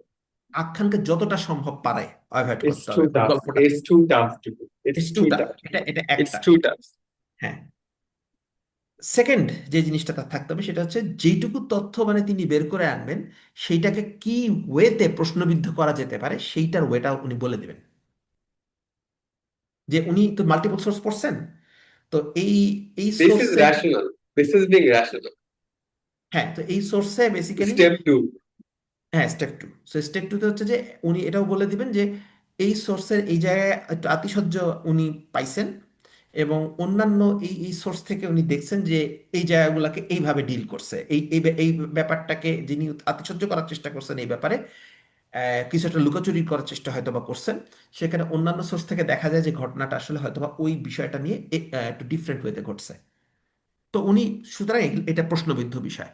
সো উনি কিভাবে প্রশ্ন মানে মানে কি উপায়ে মনে করেন প্রশ্নবিদ্ধ করা যাবে সেটার একটা তরিকাটা উনি বলে দিবেন। এটা ইতিহাসবিদ এটা করবেন। থার্ড হচ্ছে যে মানে তথ্যের উন্নত বেটার সোর্স কোনগুলা, এইটা সম্পর্কেও ইতিহাসবিদের একটা সম্যক ধারণা উনি পেশ করবেন। উনি যখন অ্যানালাইসিসটা শেষ করছেন মনে করেন বিভিন্ন তথ্যের সোর্স টোর্স থেকে, তো উনি কোনগুলা মনে করেন একটু বেটার সোর্স ওগুলাও উনি বলবেন যে এটা এই সোর্সটা বেটার, এই সোর্সটা বেটার না, একটু কম বেটার, একটু বেশি বায়াসড, এটা উনি বলে দিতে দিতে পারবেন। সো এই তিনটা জিনিস একজন ইতিহাসবিদের করতে হয়, মানে করা উচিত। তো তো ব্যাপারটা আমি একটু ব্যাখ্যা করি। মনে করেন আমি তো বললাম এই তিনটা, তো এখন এই তিনটা জিনিসকে আমি একটু ব্যাখ্যা করি। তো যেটা আর কি বললাম যে উন্নত কিভাবে এটা করতে করা যেতে পারে। সো মনে করেন আমরা যখন মনে করেন একটা খবরের কাগজ পড়ি, আমরা যদি একটা নিউজ নিউজ প্রিন্ট পড়ি, মানে নিউজ পেপার পড়ি, তখন মানে রিপোর্টারের যে নিজস্ব দর্শনের বা কাগজের বায়াসের প্রেক্ষিতে মানে যেটা যা যা তথ্য ফুটে ওঠে ওইগুলোই কিন্তু আমরা দেখতে পাই, তাই না? আমরা যখন একটা খবর কাগজ পড়ি তখন রিপোর্টারের নিজস্ব দর্শন, তার বায়াসের ভিত্তিতে যেই যে তথ্য মানে যেই যেই তথ্যগুলো ফুটে উঠতেছে ওগুলোই আমরা কিন্তু নিউজ মিডিয়াতে দেখতে পাই, তাই না? তো এখন ধরি পৃথিবীতে কোনো মনে করেন চলমান দীর্ঘমেয়াদী একটা ঘটনা নিয়ে কাগজে প্রায় প্রতিদিন লেখা মনে করেন আসতেছে। মনে করেন একটা যুদ্ধ নিয়ে, গাজায় যেমন যুদ্ধ হচ্ছে, তো এটা নিয়ে মনে করেন কাগজে প্রতিদিন মনে করেন লেখা আসতেছে। তো এই ফরম্যাটের একটা মজার ব্যাপার আছে, এই ফরম্যাটটার একটা মানে এই যে দীর্ঘমেয়াদ মানে এই যে নিউজ নিউজ পেপারের যে ফরম্যাটটা, এটার একটা মজার একটা বিষয় আছে। রিপোর্টারকে দিনের গল্প দিনেই শেষ করতে হয়। মানে আজকে উনি যেই ফ্যাক্ট কালেক্ট করছে ওইটা আজকেই ওনাকে পেশ করতে হবে, সামহাও সে ওইটা ওইটা 1 বছরের জন্য ওয়েট করতে পারবে না। আজকের যে ফ্যাক্ট উনি কালেক্ট করছেন ওইটাকে আজকেই পেশ করতে হবে। তাই মানে পুরা ঘটনা শেষ হওয়ার জন্য সে কিন্তু অপেক্ষা করতে পারবে না। তাকে কিন্তু প্রতিদিনের রিপোর্ট দেওয়া লাগতেছে, নিউজ পেপার যেতে এই ফরম্যাটের কারণে তাকে এটা করা লাগতেছে, প্রতিদিন তাকে নিউজ দিতে হচ্ছে, ঠিক না? তো যেইটুকু তথ্য তার হাতে আছে তাকে নিজস্ব ধাঁচে ফেলে কাগজে তাকে ছেড়ে দিতে হবে।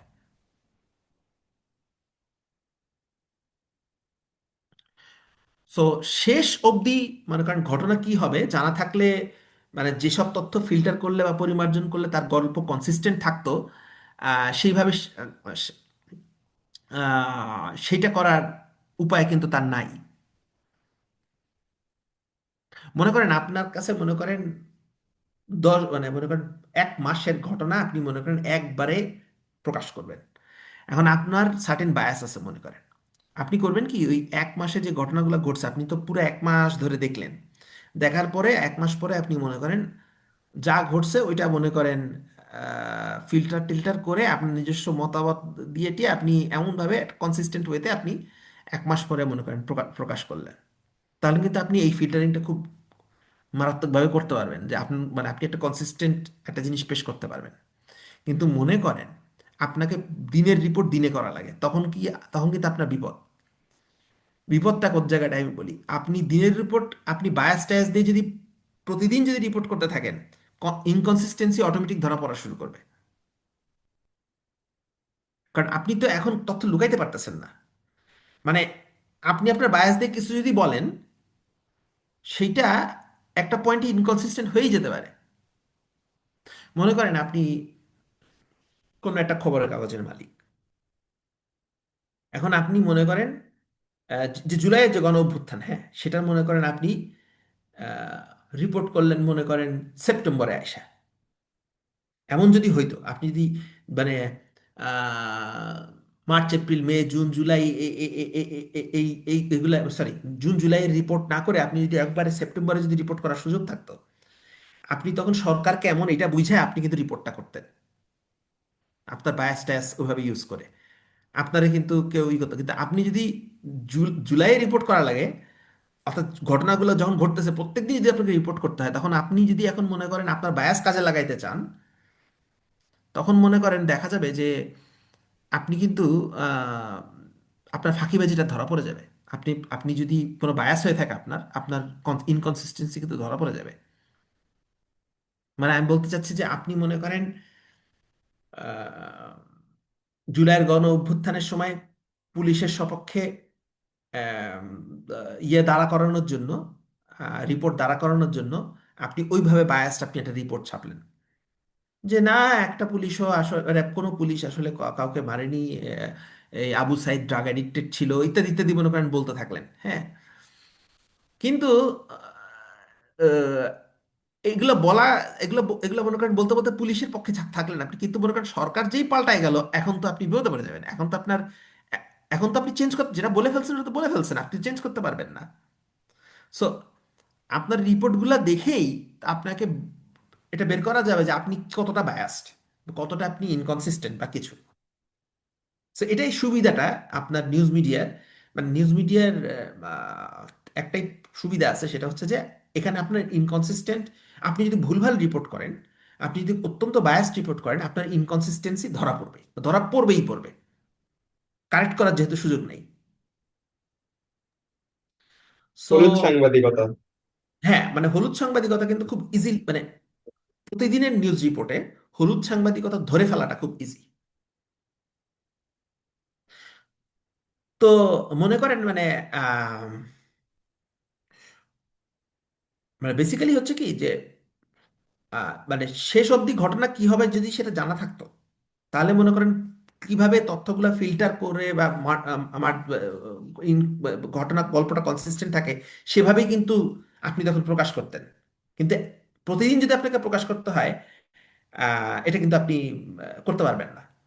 যেহেতু ঘটনা প্রবাহ আপনি নিয়ন্ত্রণ করতে পারতেছেন না, বা সেও নিয়ন্ত্রণ করতে পারতেছে না ওই সাংবাদিক। অতএব রিপোর্টার যদি বায়াসড রিপোর্ট প্রকাশও করে থাকে, ঘটনার অন্তে, ঘটনাটা যখন শেষ হবে ঘটনার অন্তে রিপোর্টগুলোকে একসাথে নিয়ে বসলে ইনকনসিস্টেন্সি ধরা পড়বে। ঠিক আছে? তো আমি আমার একটা নিজস্ব অভিজ্ঞতা থেকে একটা উদাহরণ দিই, তাহলে আরো ক্লিয়ার হবে। তো মনে করেন মুক্তিযুদ্ধের ইতিহাস নিয়ে আমি যখন ঘাটাঘাটি করছি, তখন অনেক ভালো ভালো বই আমি হাতে পাইছিলাম, কিন্তু তো বেশিরভাগ বই মনে করেন লেখকের দর্শন এবং আবেগ, অনেক আবেগ টাবেগে পরিপূর্ণ। তো লেখকের নিজস্ব জীবন ভঙ্গিমা বা তার অভিজ্ঞতা ও অনুভূতিকে মানে এমপ্যাথাইজ করার জন্য এই লেখাগুলো খুব ভালো। কিন্তু ইতিহাসের বই হিসাবে আমি ওগুলাকে শ্রেষ্ঠ বই বলবো না, যেগুলোতে খুব বেশি আবেগ এগুলা বেশি আনছে, ওগুলাকে আমি ইতিহাসের দিক থেকে শ্রেষ্ঠ বই বলবো না। তবে একটা বই আছে যেটা আমার কাছে খুব মানে উজ্জ্বল নক্ষত্রের মতন, সেটা হচ্ছে ফজলুল কাদের কাদেরীর লেখা Bangladesh genocide and world press. এই একটা বই যেটা আমার কাছে খুব দারুণ লাগছে। এই কেন আমি সেটা আমি বলতেছি। তো সেটা আপনি এই কাইন্ডলি বইয়ের, বইটা আরেকবার একটু বলেন, কারণ হ্যাঁ আমি চাচ্ছি যে দর্শকরা যেন একটা ছোট্ট একটা নোট করে নিতে পারে যে বইটা আসলে, আচ্ছা, মানে আই মিন বইটা আসলে বেসিক্যালি 1971-এর লিবারেশন ওয়ারের জন্য অনেক ভালো একটা অনেস্ট বুক, রেফারেন্স। এরকম কিছু কি? না, আমি সেটা বলতেছি যে কিভাবে লেখা, তাহলে বুঝতে পারবেন এটা কেন না এটা বাট ভালো। বইটা কি অনেক ভালো একটা বই, আপনি কি এটা বলতে চাচ্ছেন? হ্যাঁ, এটা সোর্স হিসাবে মারাত্মক। সোর্স হিসেবে মারাত্মক বলতে উনি কি চেয়েছেন যতটা সম্ভব, আসলে আপনি যে কথাটা বললেন 3টা স্টেপ বলেছিলেন যে ইতিহাসবিদের 3টা গুণ থাকবে, আপনি কি মনে করছেন যে ওই 3টা গুণের উপর বেসিস করে ইনি আসলে লেখাগুলো লেখার চেষ্টা করেছেন, কাইন্ড অফ এরকম কিছু? ইতিহাসবিদের এই তিনটা গুণ থাকা উচিত, কিন্তু আমি যেটা বলতে চাচ্ছি যে সেটা মনে করেন আপনি একজন ইতিহাসবিদ যদি হয়ে থাকেন, ওই বই বা আপনি যে কোনো একটা বই যদি পড়েন, ইতিহাসের বই, সেখান থেকে আপনি কিভাবে পড়তে হবে আমি সেটা হিসাবে বলছিলাম যে ওই তিনটা গুণ আপনার থাকতে হবে। এখন জি। বইটা এরকম, এইটা নিয়ে যদি আমি বলি, আমি এক্স্যাক্টলি আমি যে জিনিসটা বলছি আমি একটু আগে, যে কোন ফরম্যাটে হলে অ্যাকচুয়ালি লুকোচুরি করা যায় না, আমি ওই জায়গাটাই আমি অ্যাকচুয়ালি এই বইটাই, এই বইটার ধরনটাই এমন যে এটা লুকোচুরি করা আসলে খুব কঠিন। আমি কেন সেটা আমি আপনাকে বলতেছি। বইটার নাম হচ্ছে Bangladesh genocide and world press. এটার লেখক হচ্ছেন ফজলুল কাদের কাদেরী। আচ্ছা, কাদের কাজ। হ্যাঁ, তা এটা কেন আমি বলতেছি এই বইটাকে আমি পছন্দ করি সোর্স হিসেবে, এটা কারণটা হচ্ছে এই বইটাতে হচ্ছে করছে কি, পৃথিবীতে যে বিভিন্ন যে বড় বড় পত্রিকা ছিল, ওই সময় মুক্তিযুদ্ধ যখন চলতেছে, মুক্তিযুদ্ধ যখন রান করতেছে, তখন যে সমস্ত রিপোর্ট প্রকাশ হয়েছিল বড় বড় এডিটোরিয়াল বা রিপোর্টগুলো, বড় বড় নিউজ পেপারগুলোতে, ওইটার একটা কম্পাইলেশন হচ্ছে এই বইটা। ওই বইটাতে হচ্ছে ইম্পর্টেন্ট যতগুলা রিপোর্ট আছে বিভিন্ন প্রত্যেক মাসের ওগুলা সব প্রত্যেক মাসে মানে এই মাসে এই নিউজ পেপার থেকে এই রিপোর্ট আসছে, দেন তারপরের মাসে এই নিউজ পেপার থেকে এই রিপোর্ট আসছে, এরকম ভাবে কম্পাইলেশন করা। সো বইটা তথ্যবহুল বই, রিপোর্টের কম্পাইলেশন ফরম্যাটে আছে। তো আহ, আহ, আহ, ঘটনার প্রবাহটা যে কি ছিল, কখন কি হচ্ছিল সেটা বোঝার জন্য এর থেকে বেটার বই আমার আসলে জানা নেই। এমনকি মনে করেন কোন দেশের ভাবধারা কি, এইটা বুঝতেও কিন্তু এই বইটা গুরুত্বপূর্ণ। কারণ ওখানে কিন্তু বিভিন্ন দেশের বলেন। আহ যেহেতু আসলে বেসিক্যালি সে উনি আসলে একটা কম্পাইলেশন করেছেন রিপোর্টের, right. Day to day compilation করেছেন। তো আসলে এখানে ডে টু ডে আসলে না, উনি প্রতি মাসের জি, বড় বড় আপনার এডিটোরিয়াল যেগুলো আছে, নিউজ পেপারগুলো আছে, ওখান থেকে বিভিন্ন দেশের এডিটোরিয়াল গুলাকে উনি কম্পাইল করছেন। এর ফলে হয়তো বা আসলে তথ্যের যে লুকোচুরি যে ব্যাপারটা আপনি যে বলেছেন যে নিউজ মিডিয়াতে আসলে প্রিন্ট মিডিয়া যে ব্যাপারটা থাকে সেখানে আসলে ইনকনসিস্টেন্ট হলে ধরতে সময় লাগে না, খুব ইজিলি ধরা ধরা যায়। হয়তোবা আমি জানি না, আমি এক্স্যাক্টলি আপনার ফিলোসফিটাকে আমি ধরতে পারছি না, কারেক্টলি ধরতে পারছি না, যেটা যেটা আপনি বুঝে নিতে চাচ্ছেন অ্যাকুরেটলি ধরতে পারছি কিনা, কিন্তু তারপরও যতটুকু বুঝেছি সেই অনুযায়ী বলছি। তো সেই হিসেবে আসলে কম্পাইলেশনটা আসলে করলে দেখা যাচ্ছে সেখানে আসলে আহ বায়াসনেস থাকাটা আসলে একটু কম থাকবে, এটাই স্বাভাবিক, যেহেতু আসলে নিউজ না, ব্যাপারটাকে মিডিয়া যে আপনাকে ব্যাপারটা। ব্যাপারটাকে যেটা বুঝতে হবে সেটা হচ্ছে যে বায়াসনেস যদি থেকেও থাকে, আপনি হুম। ওই বইটা পড়ে বুঝতে পারবেন যে কার বায়াসনেস ছিল কার ছিল না। ওইখান থেকে আপনি কোন তথ্যটা অথেন্টিক এটা আপনি আপনি নিজেই ধরে ফেলতে পারবেন। না সেটা তো অবশ্যই, আমি একটা, সেটা অবশ্যই একটা পয়েন্ট, সেটা একটা ইম্পর্টেন্ট পয়েন্ট, কিন্তু একটা ব্যাপার কি ইম্পর্টেন্ট পয়েন্ট না, যে সেটা হচ্ছে যেহেতু লেখক আসলে কমপ্লিটলি পুরো ইতিহাসটা 1971 এর লিবারেশন ওয়ার এর, বাংলাদেশের লিবারেশন ওয়ারের যে হিস্ট্রিটা, সেটা আসলে সে নিজে এক পাখি একটা ওয়ান ডাইমেনশনাল দৃষ্টিকোণ থেকেই দেখে তিনি ব্যক্ত করছেন এরকমটা কিন্তু নয়। না। একটা কম্পাইলেশন, যেহেতু একটা নিউজের কম্পাইলেশন, প্রিন্ট রাইট। মিডিয়ার কম্পাইলেশন, তো প্রিন্ট রাইট। মিডিয়ার কম্পাইলেশন যেহেতু করছে, তো সেই ক্ষেত্রে প্রিন্ট মিডিয়া যদি আসলে আহ প্রিন্ট মিডিয়াতে হয়তো বা বায়াসনেস এর ব্যাপারটা থাকলেও সেখানে আসলে আমি কি করে বুঝাই, আই মিন বলতে চাচ্ছি এটাই যে আসলে সেখানে আসলে বায়াসনেসটা কম থাকার একটা পসিবিলিটি থাকে। হয়তো বা উনি এমন ভাবে চুজ করতে পারেন যেটা আসলে বেসিক্যালি একটু নিরপেক্ষ ভাবেই। ওনার উপরে আপনি ব্যাপারটা হচ্ছে কি, লেখার ধরনটা যদি এমন হয় যে আপনার কারোর উপর রিলাই করতে হবে না, কারোর কথার উপর আপনার রিলাই করতে হবে না, আপনি নিজেই ইনকনসিস্টেন্সি ধরে ফেলতে পারবেন এবং নিজেই ঠিকটা বাইর করে ফেলতে পারবেন, এরকম হলে ভালো না? এক্স্যাক্টলি। কারোর যদি আপনি রিলাই করা না লাগে, ওটা হলেই তো বেটার। তো জি। উনি লেখার যে উনার যে লেখার যে স্টাইলটা, মানে এখানে যে উনি যে কম্পাইলেশনটা উনি করছেন, উনি যেভাবে ইতিহাসটাকে দেখাইছেন কম্পাইলেশনের মাধ্যমে, সেটাতে আপনি নিজেই বুঝতে পারবেন যে কোনটা কনসিস্টেন্ট তথ্য, কোনটা ইনকনসিস্টেন্ট তথ্য। কিভাবে বুঝবেন সেটা আমি আপনাকে বলতেছি। যে মানে আমি সেটা আপনাকে একদম একদম এক্স্যাক্টলি আপনি বুঝতে পারবেন আমি কি বলতে চাচ্ছি, তাহলে আপনি বুঝতে পারবেন। আহ, মানে আহ, আহ, যখন মানে কোনো ক্রিটিক্যাল সিচুয়েশন তৈরি হয় বিশ্ব রাজনীতিতে, মনে করেন, তখনই বিভিন্ন রাষ্ট্রের পলিটিক্যাল ডাইনামিক্স মানে ওইটা স্টাডি করার কিন্তু কারেক্ট টাইম, মোক্ষম সময়, যে কোন রাষ্ট্র কিভাবে চিন্তা করে। যখনই একটা ক্রাইসিস শুরু হয় তখনই এটা বোঝা যায়। আহ, উম, মুক্তিযুদ্ধ কিন্তু এরকম একটা ক্রিটিক্যাল সিচুয়েশন, ঠিক আছে? সেই সময় বিভিন্ন রাষ্ট্রের ভাবধারা বোঝা গেলে তাদের বর্তমান আচরণটাও আমরা অনেকটা বুঝতে পারি। তো আমি অত্যন্ত মানে আগ্রহের সাথে লক্ষ্য করছি যে যুক্তরাষ্ট্রভিত্তিক যে পত্রিকাগুলো ছিল, তাদের বিভিন্ন সময়ের রিপোর্টের মধ্যে পরস্পর ইনকনসিস্টেন্সি। তারা একটা মাসে একরকম রিপোর্ট দিচ্ছে, আর একটা মাসে যখন রিপোর্ট দিচ্ছে, কারণ রিপোর্ট তো অলরেডি দিয়ে ফেলছে, ওটাকে চেঞ্জ করতে পারবে না। এখন পরের মাসে যখন রিপোর্ট দিচ্ছে আবার তারপরের মাসে দিচ্ছে, আপনি কিন্তু পড়লেই বুঝতে পারবেন যে আরে তিনটা রিপোর্টে মধ্যে কনসিস্টেন্সি নাই, কোনো ইনকনসিস্টেন্ট। ধরেন আপনি নির্দোষ প্রমাণের জন্য বললেন যে একজনও মারা যায় নাই, কিন্তু লাশ পাওয়া গেল মনে করেন পরের মাসেই, কবর থেকে মনে করেন যে হাজার হাজার লাশ পাওয়া গেল। তখন আপনি যে বললেন এর আগের মাসে যে একটাও মানুষ মরে নাই, এই কথাটা, এই যে পরে যে পাওয়া গেল হাজার হাজার লাশ, এটার সাথে ইনকনসিস্টেন্ট হয়ে গেল না? সো আপনি যদি বায়াসড হয়ে থাকেন, আপনার আজকের মাসে আপনি যে রিপোর্টটা দিচ্ছেন এবং পরের মাসে যে রিপোর্ট দিচ্ছেন, এই দুটোর মধ্যে সামঞ্জস্য থাকবে না আপনি যদি বায়াসড হয়ে থাকেন। কারণ আপনি তো পরের মাসে কি ঘটতে যাচ্ছে আপনি জানেন না, আপনি আজকের মাসে রিপোর্টটা দিচ্ছেন আপনার বায়াসনেসের উপর বেস করে। কিন্তু পরের মাসে যে যদি একটা ঘটনা যেটা ঘটে গেছে, ওটা তো মানে পরের মাসে যেটা আপনি মনে করেন জানেন না, ওটা তো ওটা ওটা তো আগে আগের থেকে আপনি জানবেন না যে পরের মাসে কি ঘটতে যাচ্ছে। সো আপনি ওইভাবে কিন্তু গল্প সাজাইতে পারতেছেন না, আপনাকে ওই মাসের রিপোর্ট ওই মাসেই করে ফেলতে হচ্ছে। সো পরের মাসে যখন আপনার অন্যরকম কিছু হয়ে যাচ্ছে, তখন আগে যে আপনি বায়াস রিপোর্ট করছিলেন ওটা বিপদের মধ্যে পড়ে যাচ্ছে। তো আমি দেখলাম যে যুক্তরাষ্ট্র ভিত্তিক যে মানে যে নিউজ পেপারগুলো ছিল, ওখানে যে রিপোর্টগুলো ছাপাইছিল ওগুলো প্রচণ্ড বায়াসড ছিল।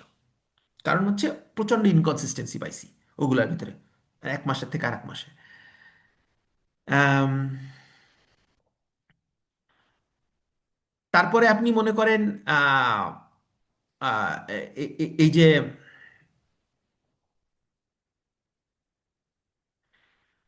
সব থেকে বায়াসড যেই রিপোর্ট আমি দেখছি, সব থেকে বায়াসড রিপোর্ট ছিল হচ্ছে আমার কাছে, মানে এটা হচ্ছে দেখছি হচ্ছে ইরানের থেকে বাইর হয়েছিল যে রিপোর্টগুলা।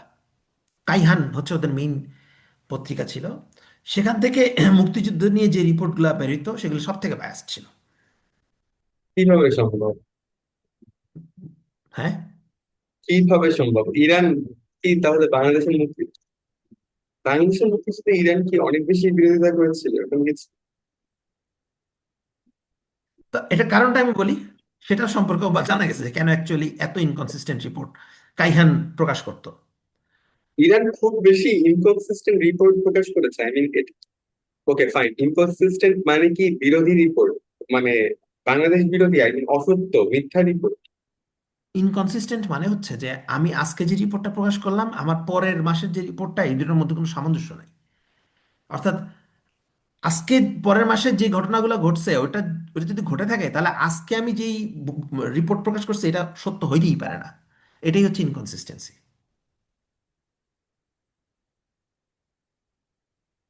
আমি কি বোঝাতে পারছি আপনাকে? যে আমি বুঝাতে আমি বুঝতে বোঝার চেষ্টা করছি।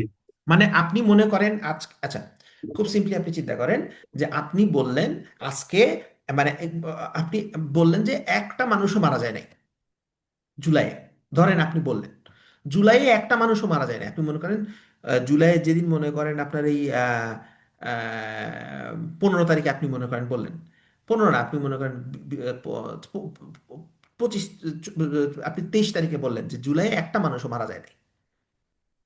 হ্যাঁ, কিন্তু 26 তারিখে আইসা সব প্রকাশ হয়ে গেল যে এতগুলো মানুষ মারা গেছে, একদম প্রমাণ সহ। তখন আপনি কি ঢাকতে পারবেন যে আপনি যে জুলাইয়ে 24 তারিখে আপনি যে রিপোর্টটা, 23 তারিখে আপনি যে রিপোর্টটা করছিলেন ওটাকে আপনি ঢাকতে পারবেন? পারবেন না, তো ওটা তো করে ফেলাইছেন। সো আপনার রিপোর্ট যে ইনকনসিস্টেন্ট প্রমাণ হয়ে গেল না?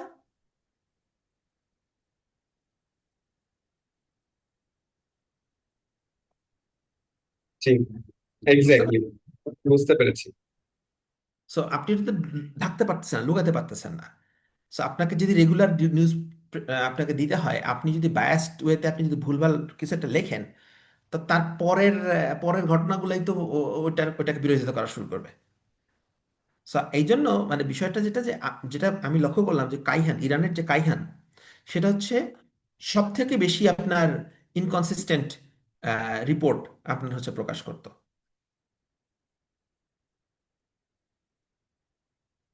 একটা সেকেন্ড আর একটু। হ্যাঁ।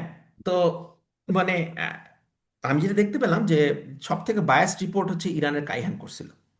তো এটার কারণ পরে আমি জানতে পারলাম, যে ঘেটে জানতে পারলাম যে তারা তাদের তথ্যের জন্য পশ্চিম পাকিস্তানের বাইরে মানে সোর্স, তাদের তথ্য সোর্স হিসেবে ওখানে ইরানে যে পশ্চিম পাকিস্তান এমবাসি ছিল, পাকিস্তান এমবাসির বাইরে তারা যায়ই নাই। তো তাদের তথ্য নিছে তারা হচ্ছে পশ্চিম পাকিস্তান এমবাসির কাছ থেকে। তা তো তাদের তো ভুলভাল তথ্য তো পাবেই তারা, এবং সেটাই যদি তাদের সোর্স হয়ে থাকে তাহলে তাদের তো ইনকনসিস্টেন্ট রিপোর্ট হবেই। সোর্সটা স্ট্রং হওয়া প্রয়োজন, এবং সোর্সের স্ট্রংনেস এর জন্য আসলে অনেক ফ্যাক্ট, অনেক ক্রাইটেরিয়া, অনেক অনেক ইনভেস্টিগেশনের দরকার আছে, আই থিঙ্ক।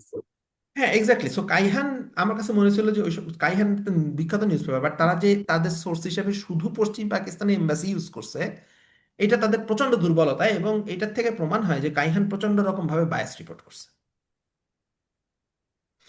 তো আহ, মানে পশ্চিমা যে পত্রিকাগুলোর মধ্যে যেগুলো আছে সেগুলোর মধ্যে সব থেকে কনসিস্টেন্সি আমি পাইছি, বা সব থেকে কনসিস্টেন্ট মনে হয়েছে আমার, যেটা হচ্ছে লন্ডন ভিত্তিক যে দ্য টাইমস যে পত্রিকাটা ছিল সেটাতে। অর্থাৎ তারা রিলেটিভলি কম বায়াসড ছিল। লন্ডনের লন্ডন ভিত্তিক দ্য টাইমস নিউজ পেপারটা রিলেটিভলি কম বায়াস ছিল। তারা তাদের আগের মাসের সাথে পরের মাসের রিপোর্টের মধ্যে কনসিস্টেন্সি ছিল। তো যাই হোক, মানে বইটা পড়ার পর আমার মনে হয়েছে যে ইতিহাসের বই এইরকম ধরনের হওয়া উচিত। মানে একজন ইতিহাসবিদ যে অন্যান্য বই থেকে লেখকের অভিজ্ঞতা সঞ্চারণ করবে না, আমি সেটা বলি নাই। আহ, কিন্তু সেগুলা থেকে ফ্যাক্ট না, মানে অন্যান্য, মানে আমি বলতে চাচ্ছি যে আহ, লেখক, মানে লেখকের অন্যান্য বই থেকে যে লেখকের অভিজ্ঞতা সঞ্চারণ সে করবে, কিন্তু সেগুলো থেকে ফ্যাক্ট না বরং প্রশ্ন বের করে আনতে পারবে, যেটা আমি একটু আগে ব্যাখ্যা করছি আর কি। তো তথ্য বের করে আনার জন্য তার সব থেকে কাজে দিবে এরকম রিপোর্ট ভিত্তিক কম্পাইলেশন।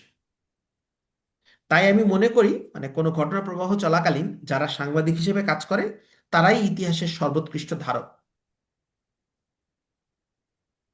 আহ, একজন মানে ইতিহাসবিদের কাছে এই সংবাদপত্রের যে সোর্সটা, এটা হচ্ছে সোনার খনির মতো।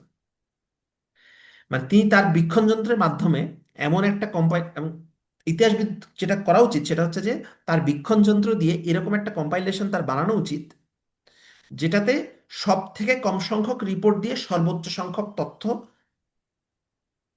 ধারণ করা সম্ভব। মানে বুঝছেন? না, মানে আমি একজন, মানে বুঝতে পারিনি। আচ্ছা আচ্ছা, একজন ইতিহাসবিদের হিসেবে আপনার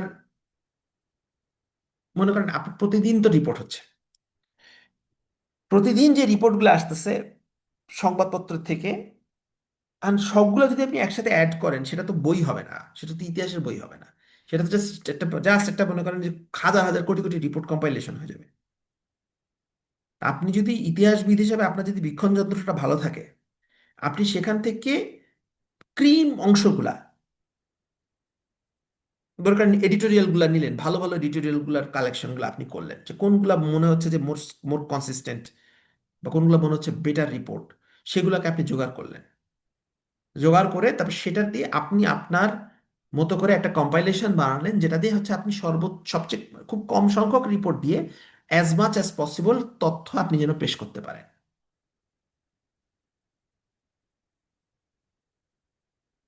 এটা একটা ইতিহাসবিদের কাজ হওয়া উচিত, ওয়ান অফ দি ডিউটি। আমার কোশ্চেনটা হচ্ছে যে আপনি যেটা বললেন যে একজন ইতিহাসবিদ আসলে এইভাবে একটা বই লিখতে পারে, আই মিন আপনি কি এটাই বলতে চাচ্ছেন একজন ইতিহাসবিদ যদি একটা ভালো বই লিখতে চান তাহলে আসলে লেখার প্রসেসটাকে আপনি বলেছেন, এটাই কি? আর এটা একটা ওয়ান অফ দি প্রসেসেস, যে এটা ওয়ান অফ খুব the processes. One of the processes, যে ওয়ান অফ এটা দি খুব প্রসেসেস। ফজলুল কাদের কাদেরী যে কাজটা করছেন এক্স্যাক্টলি মনে করেন, উনি তো নিশ্চয়ই প্রত্যেক দিনের রিপোর্ট লেখেন, কম্পাইল করেন নাই।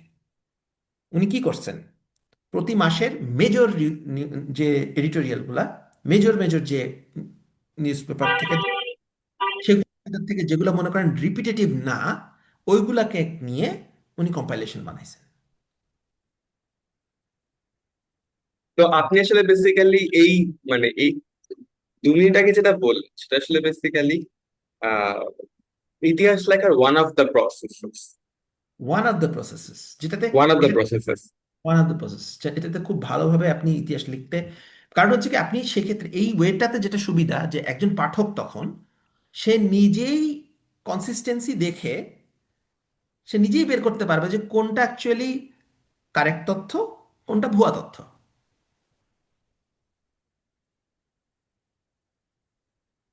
পাঠকেরই বের করে ফেলা সম্ভব যে ইতিহাসটা আসলে আসলে কি হচ্ছিল, এরকম ধরনের ব্যাপারগুলা পাঠকের পক্ষে কিছুটা হলেও বের করে ফেলা সম্ভব হয় তখন। আচ্ছা, তাহলে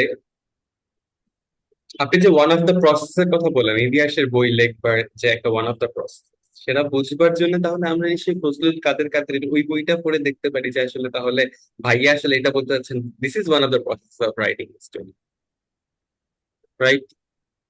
ফজলুল কাদের কাদরী যে, উনি তো অনেক উনি কিন্তু অনেক আগে লিখছেন বইটা, আমার অনেক আগের কথা এটা, বইটা যখন লিখছেন। So, অনেক পুরানো বই এটা ইনফ্যাক্ট। তো উনি যখন বইটা তো উনার বইটা আপনি যদি পড়েন, আহ, আপনি বুঝতে পারবেন যে ওখান থেকে মুক্তিযুদ্ধের ইতিহাসটা আপনি অনেক ভিভিডলি বুঝতে পারবেন, অনেকটা অনেক অনেক ব্যাপারই আপনি ভিভিডলি আপনি বুঝতে পারবেন। মুক্তিযুদ্ধের ইতিহাসটা আমি ভিভিডলি বুঝতে পারবো, এট দ্য সেম টাইম আসলে একটা ইতিহাসের বই লেখার যে একটা সুন্দর প্রসেস আছে সেটাও হয়তো আমি বুঝতে পারবো।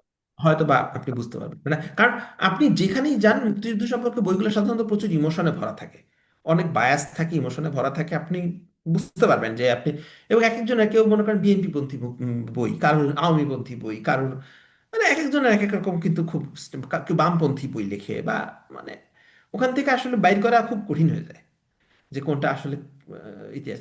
এর থেকে বরঞ্চ আপনি যদি ওই সময় ঘটা যেই বড় বড় যে সমস্ত নিউজ আউটলেটে যে ইম্পর্টেন্ট এডিটোরিয়ালগুলো ছিল প্রত্যেক মাসে মাসে, ওগুলো যদি আপনি পড়েন, তখন আপনি ওগুলা পড়লেই বুঝতে পারবেন যে প্রথমত ওখান থেকে ধরতে পারবেন যে কোন news media actually better report করছে, এবং ওই নিউজ মিডিয়ার দেয়া তথ্যগুলোর পড়ে আপনি অনেক কিছু বের করে আনতে পারবেন। যেমন এখান থেকে কোন দেশের মনোভাব কেমন ছিল এটাও কিন্তু বের করে আনা যায়। যেমন ইরানের মনোভাব ছিল সম্পূর্ণরূপে হচ্ছে বাংলাদেশ বিরোধী একটা মনোভাব ছিল, বুঝেই যায়। আমি কারণ তারা আপনার মানে পাকিস্তান এম্বাসির বাইরে যাই নাই তথ্য কালেক্ট করতে। যুক্তরাষ্ট্রের যেমন মনোভাব ছিল হচ্ছে বাংলাদেশ বিরোধী, পরিষ্কার মনোভাব ছিল, বুঝতে পারবেন, এবং ইনকনসিস্টেন্সি দেখেও বুঝতে পারবেন তাদের রিপোর্টের। ইংল্যান্ড অ- সরকারিভাবে হয়তো বা বাংলাদেশ বিরোধী মনোভাব কিছুটা থাকলেও তাদের নিউজ, তাদের দি টাইমস, দ্য লন্ডন টাইমস কিছুটা ইন্ডিপেন্ডেন্ট ছিল। ফলে তারা যখন নিউজ করছে তারা কিন্তু মোটামুটি জায়গায় যে অনেক কিছুই কিন্তু জেনে করছে। সো তাদেরটা অনেক কনসিস্টেন্ট ইনভেস্টিগেট করে নিউজটা করেছে। ইনভেস্টিগেট করে করছে। আই মিন, একটা পার্টিকুলার সোর্সের উপর বিশ্বাস না হ্যাঁ। করে অথবা একটা পার্টিকুলার সোর্স এর কথা শুনেই যে নিউজটা করে, এমনটা তারা করে। সো মানে আমি যেটা বলতে চাচ্ছি যে একজন ইতিহাসবিদ তার বীক্ষণ যন্ত্রের মাধ্যমে এমন একটা কম্পাইলেশন বানানো, তার বানানো উচিত যেটা সব থেকে কম সংখ্যক রিপোর্ট দিয়ে সর্বোচ্চ তথ্য যেটা প্রকাশ করতে সক্ষম হবে। আমি একটা কোশ্চেন, আমার একটা কোশ্চেন ছিল। সেটা হচ্ছে যে আহ, আমি জানি না আসলে এই কোশ্চেনটা আসলে এইটা আমাদের যে আলোচনার বিষয়বস্তু ইতিহাসের ঐতিহাসিকতা, এটার সাথে কতটা সামঞ্জস্যপূর্ণ, কিন্তু তারপরে প্রশ্নটা আমার করতে ইচ্ছা করছে। সেটা হচ্ছে যে, যেহেতু আপনি বললেন যে ইরানের রিপোর্ট পড়লে আসলে বোঝা যায় যে আসলে আহ তখনকার ইরান আসলে বেসিক্যালি কমপ্লিটলি বাংলাদেশের স্বাধীনতার বিপক্ষে দাঁড়িয়েছে। রাইট, মানে অ্যাটলিস্ট ওই নিউজ মিডিয়া কথা বলতে চাচ্ছি। অ্যাটলিস্ট ওই হ্যাঁ, আমার কোশ্চেনটা ঠিক এখানে যে আপনি আসলে সাংবাদিকদের নিউজ পড়ে দেখে অথবা সাংবাদিকতার উপর বেসিস করে আপনি একটা রাষ্ট্রের অবস্থান অথবা ওই রাষ্ট্রের সরকারের অবস্থান আপনি আসলে কিভাবে জাজ করেন? আই মিন, মানে আমি বলতে চাচ্ছি এটা যে সেটা হচ্ছে যে মুক্তিযুদ্ধের বিপক্ষে ইরান দাঁড়িয়েছে, এটা আসলে বেসিক্যালি আমি সংবাদ পড়ে কিভাবে বুঝলাম? এমনও তো হতে পারতো ফর এক্সাম্পল যে সংবাদপত্র হয়তো বা বাংলাদেশের থেকে কোনো সোর্স, বাংলাদেশের কোনো সোর্সের শরণাপন্ন হয়নি, নিউজ প্রিন্ট মিডিয়া শরণাপন্ন হয়নি বাংলাদেশের কোনো সোর্সে, কিন্তু দ্যাট ডাজন্ট মিন দ্যাট যে সরকার হয়তো বা ইরান সরকার হয়তো বা বাংলাদেশের বিপক্ষে দাঁড়িয়েছে। আই মিন জার্নালিজমের সাথে হচ্ছে রাষ্ট্রের, সরকারের একটা যোগসাজগ অথবা একটা হুম। ইফেক্ট থাকতে পারে, প্রভাব থাকতে পারে, একটা সংযোগ, কমিউনিকেশন, যোগাযোগ, পক্ষে বিপক্ষে যাওয়া, নিউজ করা না করা, যে ব্যাপারটা থাকতে পারে, এটা আসলে আমরা কিভাবে বুঝতে পারি? ওয়েল, এটা আপনার কয়েকটা জিনিস দেখলে বুঝতে পারবেন। সেটা হচ্ছে যে আপনার ওই সময় কি ধরনের সরকার ছিল, এবং ওই সময় যে ধরনের সরকার ছিল তারা নিউজকে তারা কতখানি ইন্ডিপেন্ডেন্ট রাখতে পারছিল, এটা দেখলে আপনি বুঝতে পারবেন।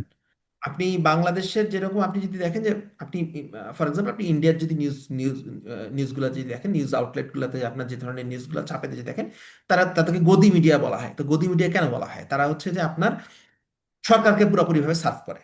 সরকার পুরোপুরিভাবে তাদের হচ্ছে যে সম্পূর্ণরূপে ইয়া করে রাখছে তাদের সরকার, প্রচন্ডভাবে তাদেরকে মানে সরকারিভাবে বায়াসড, প্রচুর মানে মিডিয়াতে ভরা, মেইন মেইন স্ট্রিম ইন্ডিয়ান মিডিয়াগুলো ভরা। তো তারা যখন নিউজ করতেছে আপনি দেখলে আপনি দেখেই তো বুঝতেছেন যে তাদের দেশের সিচুয়েশন অনুযায়ী তারা যে নিউজগুলো করতেছে কতটা আনরিলায়েবল রিপোর্ট হয় তাদের, তাই না? তখন সরকার এবং নিউজ মিডিয়া ইজ অ্যালাইন্ড কিছুটা, আপনি বলতে পারেন। তো সরকার যে কথাগুলো ডাইরেক্টলি বলতে পারতেছে না, ওগুলো নিউজ মিডিয়ার থ্রুতে সামহাউ ওগুলো ইনস্টিগেট করাচ্ছে। তো ইরান, আমার কাছে মানে ওই সময়ে যে ইরানের গভর্নমেন্ট যেরকম, তা কাইহান যে ধরনের news paper, pro government news paper, ইরানের প্রো গভর্নমেন্ট নিউজ পেপার ছিল ওটা। এবং যেমন বাংলাদেশে যেরকম হচ্ছে যে আপনি বলতে পারেন যে বাংলাদেশের যে প্রধান নিউজ পেপার, যে আপনি প্রথম আলোর কথা বলেন, বলি আমরা, তাই না? তো প্রথম আলো তো আপনার সবসময় যে একদম ইন্ডিপেন্ডেন্ট থাকছে এরকম তো না। না, প্রথম না। আলো তো জনকণ্ঠের কথা মনে করেন, জনকণ্ঠ যে একদম প্রো আওয়ামী নিউজ পেপার সম্পূর্ণরূপে। আবার আপনি মনে করেন মানব জমিনের কথা, তারা আবার প্রো, মনে হয় খুব সম্ভবত মানব জমিন জামাত ঘেঁষে নাকি, আমি ঠিক জানি না, আমি আই ফরগট। তো এনিওয়ে, আমি যেটা বলতে চাচ্ছি যে নিউজ পেপার আছে যেগুলো আপনার সার্টিন পার্টির অ্যালাইনমেন্টের সাথে থাকে। বিএনপি পন্থী নিউজ পেপারও আছে এরকম, ইত্তেফাক হয়তো বা। হয়তো ইত্তেফাক, হয়তো বিএনপি পন্থী নিউজ পেপার। তো এরকম আপনার আওয়ামীপন্থী, বিএনপিপন্থী, এরকম ধরনের বিভিন্ন পন্থী, তারপর সরকারপন্থী নিউজ পেপার এরকম। প্রিন্ট মিডিয়াতে তো মোটামুটি আমরা একটা অ্যালাইনমেন্ট অথবা কোনো একটা স্ট্যান্স দেখতে পারি। Same, the same thing also goes for television media. হ্যাঁ, টেলিভিশন মিডিয়াতেও কিন্তু আমরা আসলে এরকম স্ট্যান্ড দেখতে পাই। 71 টিভির কথা মনে আছে? 71 টিভি কিরকম ভাবে বায়াস নিউজ করে। এটিএন বাংলা, এটিএন এটি বাংলা, এনটিভি, আর টিভি, সময়, ইন্ডিপেন্ডেন্ট, প্রচুর সবার একটা এক্সাম্পল। পলিটিক্যাল স্ট্যান্স আছে। হ্যাঁ, সবার তারপর একটা পলিটিক্যাল স্ট্যান্স হ্যাঁ, আছে। দিগন্ত টিভি ছিল জামাতের। আবার 71 টিভি ছিল আওয়ামী লীগের। তো জি, এটিএন বাংলা একটা সময় আবার যখন বিএনপি ছিল তখন প্রো বিএনপিও করছে। জি। আহ, তো so এগুলো দেখা গেছে যে এই ইটিভির ব্যাপারটাকে ইটিভি কিন্তু একটা বেশ মজার একটা হিস্টোরির মধ্যে দিয়ে গিয়েছে। হিস্টোরি বলতে একটা ট্রানজিশনের মধ্যে দিয়ে গিয়েছে ETV. I am talking about ETV, হ্যাঁ, একুশে টেলিভিশন, একুশে টেলিভিশন। তো মানে আমি যেটা বলতে চাচ্ছি সেটা হচ্ছে যে বা বিটিভি মনে করেন, বিটিভির থেকে যে নিউজ পাবেন এটা তো সরকারি নিউজ পুরা, একেবারে সরকারি, মানে এর থেকে সরকারি নিউজ প্রো আর কি, government, pro government news. Pro government, pro government. তো এখন আপনার এই কাইহান, যে ইরানের কাইহান যে নিউজ পেপার ছিল, এটা আপনার একটা প্রো গভর্নমেন্ট নিউজ পেপার। তো প্রো গভর্নমেন্ট নিউজ পেপার, ওখান থেকে আপনি গভর্নমেন্টের ইয়েটা বুঝতে পারতেছেন কি ছিল। তো এনিওয়ে, তো আমি যেটা বলতেছিলাম যে মানে আমি মেইন মেইন ব্যাপারটা ফেরত আসি, আমি আসলে ডাইগ্রেস করে ফেলতেছি অনেক। তো আহ, অবশ্যই মানে ভূমিকাতে কেউ, কোন একজন ইতিহাসবিদ তার নিজস্ব দর্শন বা ভাবনা সেটা প্রকাশ করতে পারে, এবং কি কি ধরনের বায়াস কোন কোন পত্রিকায় ছিল বলে তিনি মনে করেন সেটা ক্লাসিফাই করতে পারেন। মানে ভূমিকাতে মনে করেন যে তার নিজের ধারণা কিরকম, এবং কোন কোন ধরনের বায়াস কোন কোন পত্রিকায় ছিল, ওগুলাও একজন ইতিহাসবিদ তার লেখাতে লিখতে পারেন। চাইলে তিনি পরবর্তীতে তার অন্য কোনো বইয়ে হয়তো বা তার নিজস্ব যে ওয়ার্ল্ড ভিউ সেইটা দিয়ে ইতিহাসের উপর আলোকপাত করতে পারেন, কিন্তু সেটাকে ইতিহাসের বই হিসাবে না, নিজস্ব ভাবনা হিসাবে পরিষ্কারভাবে দেখাতে হবে। মানে বুঝছেন, একজন ইতিহাসবিদ যদি তার নিজস্ব ভাবনায় ওয়ার্ল্ড ভিউ থেকে থাকে, সেটার জন্য তার আসলে সেপারেট বই লেখা উচিত, ইতিহাসের বই লেখা না, সেপারেট বই লেখা উচিত যে আমার এই ইতিহাস নিয়ে আমার টেক হচ্ছে এরকম, আমি মনে করি পার্সোনালি এরকম, আমি এটা লিখলাম। কিন্তু আমি যদি ইতিহাসের কিছু লিখি, দেন আই শুড বি, তখন সেখানে অ্যাকচুয়ালি অ্যাজ মানে যতটা সম্ভব বায়াসনেস দূর করার জন্য গল্পগুলাকে যতটা সম্ভব সরায় ফেলা উচিত, তথ্যগুলাকে রাখা উচিত, গল্পগুলাকে সরায় ফেলা উচিত, এবং পাঠককে সুযোগ দেওয়া উচিত যেন পাঠক যেন ওই কনসিস্টেন্সি বা ইনকনসিস্টেন্সি দেখেই বের করে আনতে পারে ইতিহাস। ঠিক আছে? তো আমরা অনেক সময় মনে করি যে তো এখন এটা একটা ব্যাপার আছে যে মানে পাঠককে যদি একটা জটিল দায়িত্ব দেওয়া হয়, পাঠক কি বুঝতে পারবে কিনা। তো তা আমরা অনেক সময় মনে করি যে মানে পাঠক এই ধারার ইতিহাসের বইয়ের যোগ্য না। অনেক সময় অনেকে মনে করে এটা, মানে জনগণকে বোকা মনে করে অনেকে। তো তার মানে পাঠককে অ আ ক খ করে মনে হয় গেলাইতে হবে, মানে কোনটার পরে কোনটা এরকম করেই মনে হয় পাঠককে গেলানো লাগে, এরকম অনেকে মনে করে। কিন্তু এই কথাটা আমি ঠিক মনে করি না। মানে একটা শিশুকে মনে করেন অ আ ক খ যদি নাও শিখান, তাহলেও সে অন্যান্য কথাবার্তা চাল চলন এগুলো দেখে কিন্তু সে ভাষা রপ্ত করতে পারে। ঠিক আছে? তো বরং বেশি সহজ করে শিশুর কাছে কোনো বিষয় যদি আপনি হাজির করেন, তাহলে তার শিশুর বিকাশ কিন্তু ঠিক মতন হবে না। ঠিক আছে? তো এইভাবে পাঠক এই যে এই ধরনের, আমি যে কম্পাইলেশনের কথা বললাম, এই ধরনের কম্পাইলেশন পড়লে ইতিহাসের বাঁকগুলা বা সাটলটি নিয়ে পাঠক নিজেই ধরতে পারবে তখন। মানে মানুষ সেই ক্ষমতা নিয়েই কিন্তু পৃথিবীতে আসছে। ঠিক আছে? তাকে বেশি সহজভাবে মানে ক্যাপসুল ফর্মে যদি ইতিহাস যদি আপনি দেন, তখন বরঞ্চ ঐতিহাসিক মানে মৌলবাদিতা তৈরি হয় তখন। অর্থাৎ ইতিহাসকে সে দেখবে তখন ওভার সিম্পলিফাইড ফরম্যাটে। মানে আমরা অনেক সময় বুঝি না, কিন্তু এই যে এটাই মানে জনগণের অতি সংবেদনশীলতার ওয়ান অফ দি মেইন কারণ।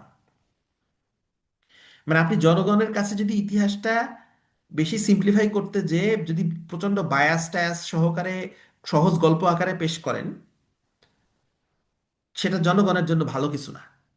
বরঞ্চ যেই ফ্যাক্টগুলো আপনি কালেক্ট করছেন, সেটাকে কম্পাইলেশন ফরম্যাটে যদি জনগণের কাছে দেন এবং জনগণের উপর সেই আস্থা রাখেন যে না সে পড়ে নিজেই বুঝতে পারবে, বা সেই ইতিহাস অর্থাৎ ইতিহাসের বই যখন ছাত্রদেরকে পড়ানো হচ্ছে, হ্যাঁ, তখন ছাত্রদেরকে যদি কম্পাইলেশন ফরম্যাটে ওইভাবেই যদি দেয়া হয়, তখন ছাত্ররা কিন্তু ওইটা পড়ে কিন্তু নিজেরাই বের করে আনতে পারবে ইতিহাসটা, তাকে গিলায় দেওয়ার প্রয়োজন নাই। তাকে কিন্তু যদি আপনি এভাবে কখনোই পড়ানো হয় না। ইতিহাসের বইটা কমপ্লিটলি একটা ন্যারেটিভের মাধ্যমে পড়ানো হয় এবং একটা কজেশনের থিওরির উপর বেসিস করে লেখা এই ন্যারেটিভ মাধ্যমেই পড়ানো হয় এবং এভাবেই লেখা হয় এবং এভাবেই চলে আসছে। এই কারণেই আপনার ঐতিহাসিক মৌলবাদিতা তৈরি হয়। আপনি যদি ক্যাপসুল আকারে যদি আপনি যদি ইতিহাসটা গেলায় দেন ছাত্রদেরকে, তখন হচ্ছে যে আপনার ইতিহাসটাকে সে ওই একটা ন্যারেটিভ ওয়েতে দেখবে, এবং সে ক্যাপসুলটা গেলে সে ঐতিহাসিকভাবে সে মনে করবে যে যেটা সে শিখছে ওইটাই ঠিক। মানে ওই ঐতিহাসিক মৌলবাদিতা তার ভিতরে তৈরি হয়ে যাবে। জি। আপনি কি বুঝতে পারছেন আমি যেটা বলতে চাচ্ছি? যে আপনার সো মানে জনগণকে বোকা মনে করার কোনো কারণ নেই। মানে আমি বলতে চাচ্ছি জনগণকে বোকা মনে করার বলতে কি, জনগণকে,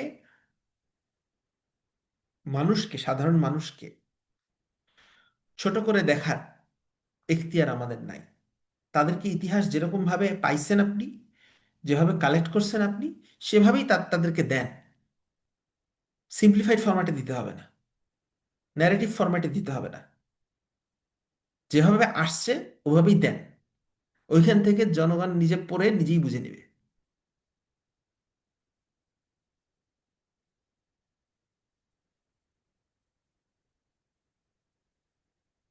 ঠিক আছে?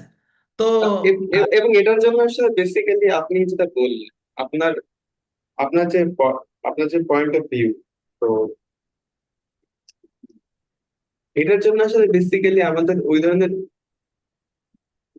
ইতিহাসবিদ তৈরি করাটা কিন্তু প্রয়োজন। মানে ইটস লাইক, মানে ফর এন এক্সাম্পল, আপনি যে কথাটা বললেন যে একেবারে ডাইলিউট করে গিলিয়ে দেওয়ার যে ব্যাপারটা, হুম। পাঠ্যপুস্তক এটা বইতে।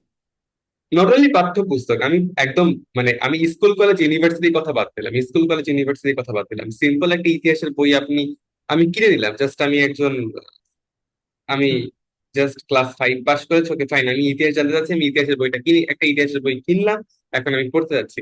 তো এরকম একটা ইতিহাসের বইও যদি আমি নিতে চাই, তাহলে সেক্ষেত্রে দেখা যায় যে আসলে মানে ইতিহাসের বইটা এরকমই থাকে যে সেটা আসলে অনেক বেশি ডাইলিউট করে মানুষকে সহজভাবে বোঝানোর একটা চেষ্টা, একটা আকাঙ্ক্ষা তাদের মধ্যে হুম। বোধ করা যায় যে হ্যাঁ, লেখক চাচ্ছেন, অথর চাচ্ছেন যে এটা যেন জনগণ অথবা সাধারণ পাঠক যেন খুব ইজিলি, খুব সহজভাবে বুঝতে পারে। তো এটা আসলে বেসিক্যালি ইতিহাসকে বুঝতে তো সাহায্য করে না, যেটা আসলে আমি আসলে আমার নিজের যেটা বুঝেছি, আপনার কথা শুনে আপনার যে দর্শনটা এই ব্যাপারে আছে সেটা শুনে আমি যেটা বুঝেছি, আমি সেটাকে আসলে এখন একটু সামারাইজ করার চেষ্টা করছি। আমার যদি ভুল হয় আপনি প্লিজ আমাকে কারেক্ট করে দেবেন প্লিজ, যদি আমি ভুল বলে থাকি যেটা আপনি আসলে মনে করছেন। তো এই ধরনের আসলে ডাইলিউশনটা আসলে rather than ইতিহাসকে তো পাঠক সহজভাবে বুঝতে অথবা সঠিকভাবে জানতে, সত্য ঘটনাটা বুঝতে সাহায্য করে না, বরঞ্চ আসলে একটা মৌলবাদী দৃষ্টিভঙ্গি নিজের মধ্যে পোষণ করার ব্যাপারে একটা প্রভাব খাটায়। রাইট, হ্যাঁ। যে ইতিহাসটা এরকমই, ইতিহাসটা এরকম, এরকম ভাবে আর কি সৃষ্টি করে। ব্লাইন্ড ফেইথ, ব্লাইন্ড ফেইথ, একটা ব্লাইন্ড। Blind করে যে আপনার যেটা বলা হইতেছে ওইরকম ভাবেই মনে হয় ঘটনাগুলো ঘটছে, এরকম মনে করতে থাকে তখন। এক্স্যাক্টলি। তো মানে আমাদের সমাজে একদম প্রথম থেকেই মনে করেন ইতিহাসটা ক্যাপসুল আকারে, এই যে ক্যাপসুল ফরম্যাটেই শেখানো হয়। ঠিক আছে। তো মানে প্রতিটা ক্ষেত্রে আপনি যদি চিন্তা করেন যে স্কুলের সমাজ বইয়ের দিকে তাকালে আপনি এটা খুব ক্লিয়ার হয়ে যাবে। যে আবার মানে স্কুলের আবার বাংলা বই কিন্তু এরকম না। আপনি দেখবেন যে বাংলা পাঠ্য বইতে গল্প কবিতাগুলো কোনোটাই মানে ক্যাপসুল আকারে কিন্তু থাকে না। মানে যেটা করা হয় সেটা হচ্ছে বাংলা বইগুলোতে যে সহজ পাঠ্য লেখনী নির্বাচন করা হয়। আহ, যদিও আমি মনে করি এটাতে হয়তো বা কিছুটা ক্ষতি হয়, তবে তা অত বেশি না আর কি। আপনি যদি সহজ পাঠ্য লেখনী নির্বাচন করেন বাংলার জন্য, তো সেটা বড় কোনো ক্ষতি হয় না। মূল ক্ষতি হয় যদি আপনি ক্যাপসুল করে বানায় ফেলেন কোনো কিছুকে। মানে অন্যান্য যত এক্সট্রা কারিকুলার মানে ফরম্যাট আছে ইতিহাস শেখার, তা আরও বেশি বলতে পারেন যে এনক্যাপসুলেটেড। পাঠ্য বইয়ের বাইরে যেগুলো আছে সেগুলো আরও বেশি এনক্যাপসুলেটেড ইনফ্যাক্ট। তো এমনকি মানে সেগুলোকে আপনি প্রোপাগান্ডা, যেমন ফেসবুক টেসবুক, আরও বেশি এনক্যাপসুলেটেড। তো এগুলোকে আপনি প্রোপাগান্ডা বললেও আপনি ভুল করবেন না। এগুলো প্রোপাগান্ডাই, ফেসবুক অ্যাকচুয়ালি প্রোপাগান্ডা মেশিন। তো এর থেকে আপনি যদি গ্রামের কোনো একটা বুড়ার কাছ থেকে গল্প শুনে শুনে ইতিহাস বোঝার চেষ্টা করেন, সেটা বরঞ্চ বেটার। এই হচ্ছে আমি মনে করি। এটা কি সত্য কথা? এটা কি সত্য? এটা কি লিটারেলি সত্য? কোন কোনটা? আমি ফেসবুকের কথাটা বাদই দিলাম, ফেসবুক প্রোপাগান্ডা মেশিন সেটা আমরা সবাই খুব ভালো করে জানি, এটা নতুন ভাবে জানার কিছু নেই। এটা ফেসবুকের ব্যাপারে দুর্নাম করছি না, ইটস লাইক মানে এখন একটা মিম কিন্তু অনেক বেশি কিন্তু ছড়িয়ে বেড়ায় সব দিকে, সেটা হচ্ছে যে ফেসবুকে বসে ফেসবুকের নামে দুর্নাম করা। হুম। ঠিক আছে, হ্যাঁ আমাদের এটা ইউটিউবে পাবলিশ হচ্ছে, ফেসবুকে পাবলিশ হচ্ছে না, anyway we all use Facebook, it's fine. But my concern is basically আপনি যে কথাটা বললেন লাস্টে, সেটা হচ্ছে যে গ্রামের একজন বৃদ্ধ অথবা একজন বৃদ্ধার কাছ থেকে আসলে ইতিহাসটা শোনা, গ্রামের একজন বৃদ্ধ অথবা বৃদ্ধার কাছ থেকে ইতিহাস শোনা অথবা তার দৃষ্টিভঙ্গিটা প্রভাবে তার পার্সপেক্টিভটা জানা, আর বলো ভার্সেস ভার্সেস ভার্সেস একটা বই কেনা, একটা ইতিহাসের বই কিনলাম এবং ইতিহাসটা জানার চেষ্টা করলাম, কোনটা এনক্যাপসুলেট প্রোপাগান্ডা।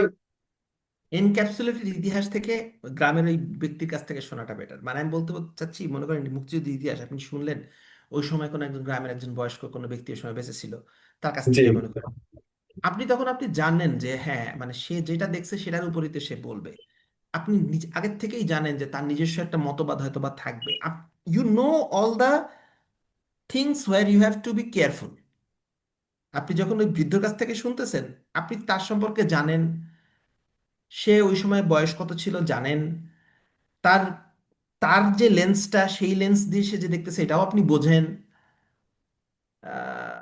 সো আপনি প্রিকন্ডিশনগুলো জেনেই আপনি কিন্তু তার কাছ থেকে শুনতেছেন। সো সেখান থেকে আপনি কিন্তু বায়াসনেস বা কি কি আছে বা তার নিজস্ব মতবাদ কি, ওগুলা আপনি কিন্তু জেনে শুনেই আপনি শুনতেছেন। সো আপনি জেনে শুনে যখন একটা জিনিস শুনতেছেন, তখন কিন্তু আপনি বুঝতে পারবেন যে আচ্ছা ঠিক আছে, এখানে মধ্যে কোনগুলো আপনার প্রবাবিলিস্টিক্যালি রাইট, কোনগুলো প্রবাবিলিস্টিক্যালি রং। তো এগুলো আপনি অটোমেটিকই ধরতে পারবেন। কিন্তু ইতিহাস বই হয় কি, ইতিহাস বই আপনি যদি পড়েন, এনক্যাপসুলেটেড ইতিহাস বই, আপনার কাছে আপনি তো কিনছেন ধরে নিয়ে যে এইটাতে যা আছে সব ঠিক।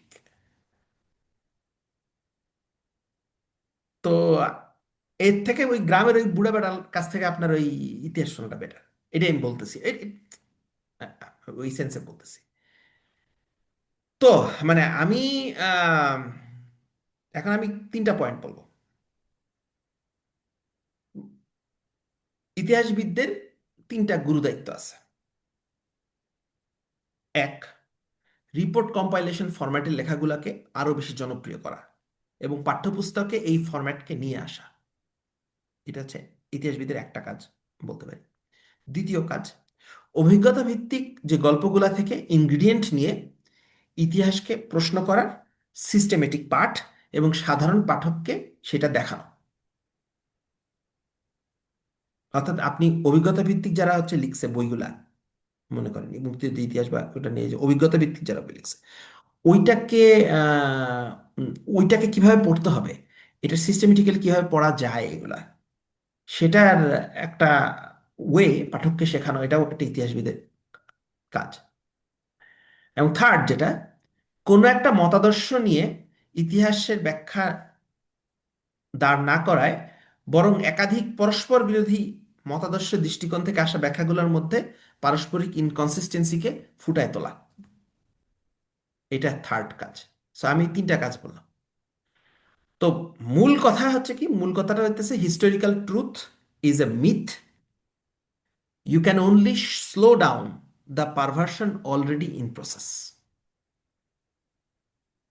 লাস্টের কথা আরেকবার বলুন। তো বলছে যে historical truth is a myth. ঐতিহাসিক সত্য একটা, শুনতে খারাপ লাগলো, ভুয়া জিনিস। হ্যাঁ, এই যে সত্য বলে কিছু নাই। সো হিস্টোরিক্যাল ঐতিহাসিক ট্রুথ, সত্য বলে কি, ঐতিহাসিক সত্য বলে কিছুই নেই, এটা জাস্ট আসলে বেসিক্যালি বলা হয় একটা ব্রেন ওয়াশ করার জন্য, হয়তো আমি এটাই বলতে পারি। so historical truth is a myth, you can only slow down the perversion already in process. আপনার ইতিহাস বলে যেই, ইতিহাসের যে বিকৃতি, পারভার্সন বলে বিকৃতি বোঝাচ্ছি, ইতিহাসের যে বিকৃতি সেটা অলরেডি শুরু হয়ে গেছে। যে কোনো কিছুর ইতিহাস, আজকে যে ঘটনাটা ঘটছে এটার বিকৃতি কিন্তু কালকের থেকেই শুরু হয়ে যাবে। আপনি শুধুমাত্র ওই প্রসেসটাকে স্লো ডাউন করতে পারেন, আপনি সর্বোচ্চ চেষ্টা করে, কিন্তু আপনি প্রসেসটা থামাইতে পারবেন না, বিকৃতি হবেই। Wow, wow, fantastic, fantastic, fantastic আপনার দর্শন। এখন আমি যদি আসলে বেসিক্যালি এই জিনিসটাকে সামারি করতে চাই, আজকে যা যা আপনি বললেন এবং যা যা শিখলাম, হুম। সেটা আমি সামারি আসলে আমার করার মতন এখন আসলে, because I have learn so many things today, so that I can really, I can't summer, I can't summarize at this very short moment. So অনেক কিছু শিখেছি। ঐতিহাসিক সত্য ব্যাপারটা আমার কাছে খুব আহ খুবই পয়েন্টে হিট করেছে, যে ব্যাপারটা আসলে ঐতিহাসিক সত্য বলে কিছু নেই। এই টাইমটা আসলে একটা কয়েন করাটা আসলে বেসিক্যালি একটা ওয়ান কাইন্ড অফ একটা ধোঁয়াশা, অথবা এক ধরনের একটা আহ একটা হুম। একটা মেকি, হুম। একটা মেকি সত্য। এটা আসলে ঐতিহাসিক সত্য বলে কিছু নেই, এটা জাস্ট আসলে একটা ব্রেইন ওয়াশ, একটা আই ওয়াশ। হুম। আপনি যে ইতিহাসবিদদের যে কথাটা বললেন যে তিনটা গুণাবলী থাকতে হবে, তিনটা step, that was really too much important. এবং ইতিহাসবিদদের যে দায়িত্বের কথাটা বললেন সেটা আসলে অনেক সুন্দর। তো আহ, আপনার কি আর কিছু বলবার আছে? না, আমি আমার বক্তব্যটা আমি এখানেই শেষ করতে চাচ্ছি আর কি। আচ্ছা, তো তাহলে লাস্টে যে কথাটা বললেন যে সেটা হচ্ছে যে বেসিক্যালি অতীত যেটা হয়ে গিয়েছে সেটা আসলে বিকৃতি হবেই। আমরা শুধুমাত্র তাহলে ইতিহাসবিদদের দায়িত্বটা কি এটাই যে হচ্ছে সে একটু ওই আহ, বিকৃতিটাকে একটু স্লো ডাউন করতে পারে। রাইট, ওইটাই পারে, সে এর চেয়ে বেশি কিছু পারে না।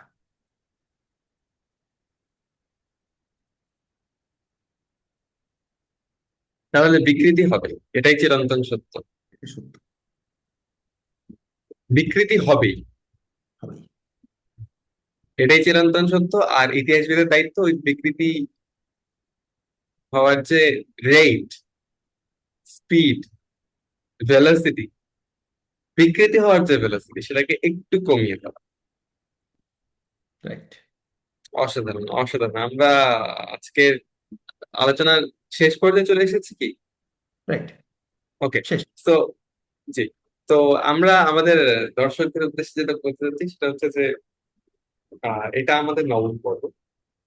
নবম পর্ব আমরা অলরেডি বলেছি, আলোচনা শুরুতেই বলেছিলাম, সেটা হচ্ছে যে আমাদের একটা সিরিজ চলছে এবং সেই সিরিজ ডক্টর সৈয়দ মেহেদী হাসান সরকার এই সময় দর্শন সিরিজ, এবং সেই সিরিজটা একটা প্লেলিস্ট আকারে পাবলিশ অলরেডি হয়েছে। আপনারা সেই প্লেলিস্টটা পাবেন এই ভিডিওর ডেসক্রিপশন বক্সে গেলেই পাবেন। কয়েকটা লিঙ্ক দেওয়া আছে, কয়েকটা ইউআরএলস দেওয়া আছে, তার মধ্যে সুন্দর করেই বলা আছে এই সময় দর্শন সিরিজ কোনটা। তার মধ্যে এটা নবম পর্ব, 9th এপিসোড অথবা 9th টপিক। আমরা আরো কয়েকটা টপিক এরপরে চালাবো, চলবে ইনশাল্লাহ। আরো কয়েকটা টপিক আছে। আর আমাদের আজকে যে আলোচনার বিষয় বস্তু ছিল এটা শিরোনাম ইতিহাসের ঐতিহাসিকতা। আলোচনার শিরোনাম ইতিহাসের ঐতিহাসিকতা। ইতিহাসের ঐতিহাসিকতা ডক্টর সৈয়দ মেহেদী হাসানের একটা মৌলিক দর্শনের একটা কাজ, একটা একটা এটা তার দর্শন, এটা তার মৌলিক দর্শন। ইট হিজ ফান্ডামেন্টাল ফিলোসফি, এন্ড তিনি এটা পাবলিশ করেছেন তার ফেসবুক ওয়ালে, তার ফেসবুক টাইম লাইনে এই লেখাটা আছে। এবং সেই লেখাটি আহ আমরা অলরেডি ইউআরএলটা এমবেড করে দিয়েছি ডেসক্রিপশন বক্সে। সেটা আপনি যদি লেখা পড়তে খুব কমফোর্টেবল ফিল করেন, কমফোর্টেবল না হলেও আমরা অনুরোধ করছি যে লেখাটা পড়ে আসার জন্য, সেটার জন্য সবাই অনুরোধ জানাচ্ছি। লেখাটি আপনি পাবেন ডক্টর সৈয়দ মেহেদী হাসানের ফেসবুক ওয়ালে। সেই লেখাটার লিঙ্ক, পোস্টের লিঙ্ক, ইউআরএলটা আমরা ডেসক্রিপশন বক্সে এমবেড করে দিয়েছি। আমি আমার এই আলোচনা সূত্রধার আজকের অতিথি ডক্টর সৈয়দ মেহেদী হাসানকে অসংখ্যবার ধন্যবাদ জানাতে চাই, কারণ আমাদের এই চ্যানেলের সূচনা লগ্ন থেকেই তার যে প্রচেষ্টা এবং তার যে আহ, উপস্থিতি, অনেক ব্যস্ততার মধ্যেও তিনি যে আমাদেরকে সময় দিয়েছেন এবং আমাদের সাথে কথা বলেছেন, আমাদেরকে এনলাইটেন করেছেন তার ফান্ডামেন্টাল ফিলোসফি দ্বারা, সেটার জন্য আমরা অসংখ্য কৃতজ্ঞতা জানাই। এবং we don't know the language how to thank him anyway. So আমি আমাদের আজকের অনুষ্ঠান এখানেই শেষ করছি। সবাই ভালো থাকবেন, সুস্থ হবেন, দেখা হবে নতুন কোনো এপিসোডে। আসসালামু আলাইকুম ওয়া রাহমাতুল্লাহি ওয়া বারাকাতুহু। থ্যাংক ইউ ফজলে ভাই। আল্লাহ হাফেজ। Thank you. আসসালাম। আল্লাহ হাফেজ।